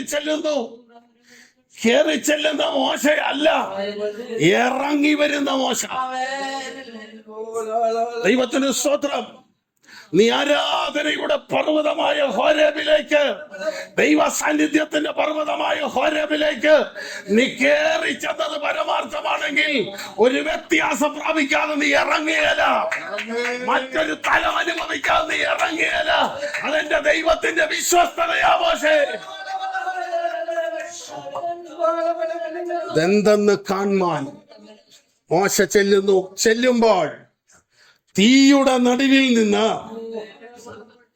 ദൈവത്തിന്റെ ദൂതൻ മോശയോട് പറയുന്നു, നീ ഇങ്ങോട്ട് വരരുത്. കാരണം എന്താ? ഇത് മുൾപ്പടർപ്പാണെങ്കിലും ഇതിന്റെ നടുവിൽ ഞാൻ ഇറങ്ങിയത് കൊണ്ട് ഇത് വിശുദ്ധ സ്ഥലമാണ്. മോശെ, ഇത് നിന്റെ അമ്മായിയപ്പൻ ഇത്രോവിന്റെ വീടല്ല. മോശെ, നീ അടിച്ചു കളിച്ച് വളർന്ന മിശ്രയും അല്ലിത്. മോശെ, നീ ആട് തീറ്റിട്ട് വെള്ളം കൊടുക്കുന്ന കിണറും തീരമല്ലിത്. നീ നിൽക്കുന്ന സ്ഥലം വിശുദ്ധ ഭൂമിയാണ്. അവിടെ അശുദ്ധമായതൊന്നും ഉണ്ടാകാൻ പാടില്ല. അതുകൊണ്ട് മോശെ, എനിക്ക് നിന്നോട് ഇടപെടാനുണ്ട്. ആദ്യം നീ ചിലതൊക്കെ അഴിച്ചു കളയാനുണ്ട്. ദൈവത്തിന് സ്തോത്രം. ചെരുപ്പിട്ടോണ്ടാണ് മോശ തീയുടെ അടുക്കലേക്ക് വന്നിരിക്കുന്നത്. ചെരുപ്പ് പഴയ നടപ്പിനെയാ കാണിക്കുന്നത്. ഈ ചെരുപ്പിട്ടോണ്ടാണ് മിസ്രൈമിൽ ഒരു മിസ്രൈമിനെ അടിച്ചു കൊന്നത്. ഈ ചെരുപ്പിട്ടോണ്ടാണ് സഹോദരന്മാരുടെ പ്രശ്നം പരിഹരിച്ചത്. നേരം ഈ ചെരുപ്പ് കാലയിലുണ്ട്. ഈ ചെരുപ്പിട്ടോണ്ടാണ് മിദ്യാനിലെ വെള്ളത്തിന്റെ പ്രശ്നം പരിഹരിക്കുന്നത്. അതേ ചെരുപ്പിട്ടോണ്ടാണ് ആടിനെ തീറ്റുന്നത്. പക്ഷെ ഇന്ന് വരെ ഊരാത്ത ചെരുപ്പ് ദൈവ സാന്നിധ്യം വെളിപ്പെട്ടപ്പോൾ ഊരിയതല്ല, തമ്പുരാൻ ഊരിച്ചു. ദൈവത്തിന് സ്തോത്രം. മോശെ, നീ അഴിച്ചു കളയേണ്ട ചിലതൊക്കെ ഉണ്ട്. ഈ ഒരവസ്ഥയിൽ എനിക്ക് നിന്നോട് ഇടപെടാൻ ഒക്കത്തില്ല. നിന്നിൽ നിന്ന് അഴിഞ്ഞു മാറേണ്ട ചിലതുണ്ട്. യേശു ക്രിസ്തുവിനുള്ളവർ ജഡത്തെ അതിന്റെ രാഗമുഖങ്ങളോടുകൂടെ ഉരിഞ്ഞു കളഞ്ഞിരിക്കുന്നു. ക്രിസ്തുവേശുവിനുള്ളവർ ജഡത്തെ കുഴിച്ചിടപ്പെട്ടവരാണ്. അപ്പോൾ അഴിച്ചു കളയേണ്ടത് എന്തൊക്കെ? എല്ലാ സകലവിധ പാപവും, മുറുകെ പറ്റുന്ന പാപം എന്നാണ് വേദപുസ്തകം പറയുന്നത്. അവയെല്ലാം നീക്കിക്കളയണം. എല്ലാ ദുഷ്ടതയും, എല്ലാ ചതിവും, എല്ലാ വ്യാജ ഭാവവും നീക്കിക്കളയണം. എന്നിട്ട് ഇപ്പം ജനിച്ച ശിശുവിനെ പോലെ, ഇപ്പം ജനിച്ച ശിശുവിന് ചെരുപ്പില്ലല്ലോ. ദൈവത്തിന് സ്തോത്രം. ദൈവം ഇടപെടണമെങ്കിൽ, ദൈവം ഇടപെട്ടെന്നും ദൈവ സാന്നിധ്യം കണ്ടു എന്നും ബോധമുണ്ടെങ്കിൽ നീ ചിലത് അഴിച്ചു കളയണം. ഇത് അഴിച്ചു കളയാതെ ദൈവത്തിന് നിന്നെ ഉപയോഗിക്കാൻ ഒക്കത്തില്ല. നീ നീക്കി കളയാതെ ദൈവം നിന്നെ ഉപയോഗിക്കുകയില്ല. ദൈവത്തിന് സ്തോത്രം. അന്ന് ആളി പടരുന്ന അഗ്നിയുടെ മുമ്പിൽ മോശയിലെ ഇതുവരെ അഴിയാത്ത ജലതൊക്കെ നീണ്ട 40 വർഷം മിസ്രൈമിലായിരുന്നപ്പോൾ, 40 വർഷം മരുഭൂമിയിലായിരുന്നപ്പോൾ, അങ്ങനെ 80 വർഷം കൊണ്ടു നടന്ന പലതും ഈ അഗ്നിയിൽ വലിച്ചെറിയപ്പെടുകയാണ്. ഇന്നലെ വരെ നിന്നോട് കൂടെ ഉണ്ടായിരുന്നത്, നീ ആശ്രയമായി കണ്ടത്, ആശ്വാസമായി കണ്ടത്, ശ്രേഷ്ഠമായി കണ്ട പലതും ഈ അഗ്നിയിൽ വീഴട്ടെ. ദൈവവചനമെന്ന അഗ്നിയിൽ വീഴട്ടെ. നീ പുതുതായി മാറട്ടെ. ഹല്ലേലൂയ. മോശ ചെരുപ്പഴിച്ചു കളഞ്ഞു. മോശയുടെ ചെരുപ്പും യോശുവായുടെ ചെരുപ്പും തമ്പുരാൻ അഴിപ്പിച്ചു. ഞാൻ നിന്നോട് അവിടെ അരുളപ്പാട് അറിയിക്കേണ്ടതിന് നിന്റെ കാലിൽ നിന്ന് അരുളപ്പാട് കേൾക്കുന്നതിന് തടസ്സമായി നിൽക്കുന്നത് എന്താ? നമ്മുടെ പഴയ നടപ്പാണെങ്കിൽ അതഴിച്ചു കളയണം. ദൈവത്തിന് സ്തോത്രം. ഇത് പഴയ നിയമകാലമാണ്. പഴയ നിയമം ദാസ്യത്വത്തിന്റെ കാലമാണ്. ദാസ്യത്തിൽ ചെരുപ്പഴിപ്പിക്കും. എന്നാ പുത്രത്വം വരുമ്പോഴോ ചെരുപ്പിടിയിക്കും. അതാണ് ലൂക്കോസ് 15 ഒരു മകൻ തിരിച്ചു വരുമ്പോൾ, കാലിന് ചെരുപ്പില്ലാതെ വരുമ്പോൾ അവന്റെ കാലിന് ചെരുപ്പിടിവിക്കുവീൻ. പുതിയ നിയമ വിശ്വാസിയോട് പറയുന്നു, സമാധാന സുവിശേഷത്തിനായുള്ള ഒരുക്കം കാലിന് ചെരുപ്പാക്കുവീൻ. നീ നഗ്നപാതനായിട്ടല്ല പോകേണ്ടത്, സുവിശേഷത്തിന്റെ വക്താവായിട്ട്, കർത്താവിന്റെ വക്താവായിട്ട് വേണം പോകാൻ. ചെരുപ്പില്ലാതെ വന്നവന് ചെരുപ്പ് കൊടുത്തു വിടുന്നതാ പുതിയ നിയമം. പഴയ നിയമം ഇട്ടോണ്ട് വന്ന ചെരുപ്പ് ഊരിക്കുന്നതാ. അതെങ്ങനാ? നമ്മളെല്ലാവരും നമ്മുടെ ചെരുപ്പ് ഈ വാതക്കലി നടൽ ഇടയ്ക്ക് വെളിയിൽ ഊരിയിട്ടാച്ചാൽ നമ്മളിങ്ങോട്ട് കയറിയത്. എന്നാൽ ഈ വീട്ടിലെ അച്ചായന് അത് ഊരിയിട്ടാച്ച് പോരേണ്ട ആവശ്യമില്ല, ഇങ്ങോട്ട് കയറി പോരാ, ആരും ഒന്നും പറയല. അതാണ്. എന്നാൽ ഇവിടുത്തെ ഇളയ മകൻ, ഇവിടുത്തെ കുഞ്ഞ് ഇമ്മാനുവലിവിടെ വരുമ്പോൾ അവനവിടെ ചെരുപ്പ് ഊരിയിട്ടാച്ച് കയറേണ്ട കാര്യമില്ല, അവന് കയറി പോരും. കാരണം അവൻ ഈ വീട്ടിലെ പുത്രനാണ്. പുത്രത്വം അധികാരമുള്ളതാണ്. ആ മോശയെ കൊണ്ടത് അഴിപ്പിച്ചു. അഴിച്ചപ്പോൾ ദൈവം അവനോട് സംസാരിക്കുന്നു, മോശേ, പിതാക്കന്മാർക്ക് അപ്പുറത്തേക്കുള്ള വാഗ്ദത്തത്തിലേക്ക് സ്വർഗത്തിലെ ദൈവം മോശയെ കൊണ്ടുപോവുകയാ. എന്റെ ജനത്തിന്റെ കഷ്ടത ഞാൻ കണ്ടു. കണ്ടോ, ഇസ്രായേലിന്റെ നിലവിളി കേട്ടു. അവരെ രക്ഷിപ്പാൻ ഞാനിപ്പോ ഇറങ്ങി വന്നിരിക്കുന്നു. ഇന്നത്തെ ചോദ്യം ഇതാണ്, കർത്താവ് രക്ഷിക്കാൻ ഇറങ്ങി വരേണ്ടത് ഹോരേബിലല്ലല്ലോ, മിസ്രയീമിലല്ലേ? എന്നാൽ ഞാൻ ചെയ്യുന്നത് നിന്നിലൂടെ ചെയ്യാൻ ആഗ്രഹിക്കുന്നു. ദൈവത്തിന്റെ സ്നേഹത്തിന്റെ, ദൈവത്തിന്റെ വിശ്വസ്തതയുടെ മഹത്വം അതാണ്. ദൈവം ചെയ്യുന്ന സകലത്തിലും ഒരു പങ്ക് മനുഷ്യന് കൊടുക്കാൻ ആഗ്രഹിക്കുന്നു. അത് പണ്ട് മുതലേ അങ്ങനെയാണ്. ദൈവം സകല ജീവജാലങ്ങളെ ഉണ്ടാക്കിയവനെ പേരിടാൻ അറിയാൻ മേലഞ്ഞിട്ടാണോ? ആണോ? ഒരിക്കലുമല്ല.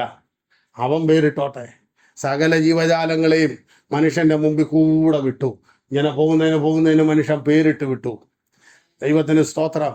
നിങ്ങൾ ഓർക്കണം, ഇന്നേതെങ്കിലും ഒരു സാധനം അതിന്റെ പേരിൽ അറിയപ്പെടുന്നുണ്ടെങ്കിൽ തമ്പുരാൻ പേരിടാൻ പറഞ്ഞിട്ട് ആദാം വിട്ടതാ. ദൈവം ചെയ്യുന്ന ഏതൊരു കാര്യത്തിലും അവൻ മനുഷ്യന് ഒരു പ്രാതിനിധ്യം കൊടുക്കുവാൻ ആഗ്രഹിക്കുന്നു. ദൈവത്തിന് സ്തോത്രം. മോശേ, എന്റെ ജനത്തിന്റെ കഷ്ടത ഞാൻ കണ്ടു, എന്റെ ജനത്തിന്റെ കണ്ണുനീര് ഞാൻ കണ്ടു. അവരെ വിടുവിക്കാൻ ഞാൻ ഇറങ്ങി വന്നിരിക്കുന്നു. മോശയോട് പറയുന്നു, ഞാൻ ഇറങ്ങി വന്നിരിക്കുന്നു എന്ന് പറയുമ്പോൾ നിന്റെ ജീവിതത്തിലെ മറ്റൊരു ടേണിംഗ് പോയിന്റിലേക്ക് നിന്നെ കൊണ്ടുപോകാൻ ഞാൻ ഇറങ്ങി വന്നിരിക്കുന്നു. കഴിഞ്ഞ 40 അനുഭവമല്ല, ഈ 80 അനുഭവമല്ല, ഇനി ഒരു 40 നീ എനിക്ക് വേണ്ടി നിൽക്കാൻ പോവാ. കഴിഞ്ഞ 80 വലുതെന്ന് നിനക്ക് തോന്നിയാൽ ചരിത്രം വഴിമാറുന്ന സംഭവങ്ങൾ എനിക്ക് നിന്നിലൂടെ ചെയ്യാനുണ്ട്. മോശേ, ആർക്കും വഴിമാറാത്ത യെരിഹോവ്, ആർക്കും വഴിമാറാത്ത ചെങ്കടല്, ആരുടെ മുമ്പിലും മധുരിക്കാത്തതായ മാറ, ആരുടെ മുമ്പിൽ തലകുലിക്കാത്ത ഫറവോൻ, അങ്ങനെ ചരിത്രത്തിന്റെ ഏടുകളിൽ തങ്കലിപികളിൽ എഴുതി ചാർത്തേണ്ട അനേക യാഥാർത്ഥ്യങ്ങളെ എനിക്ക് ചെയ്യാനുണ്ട്. നീ എന്റെ ദാസനായി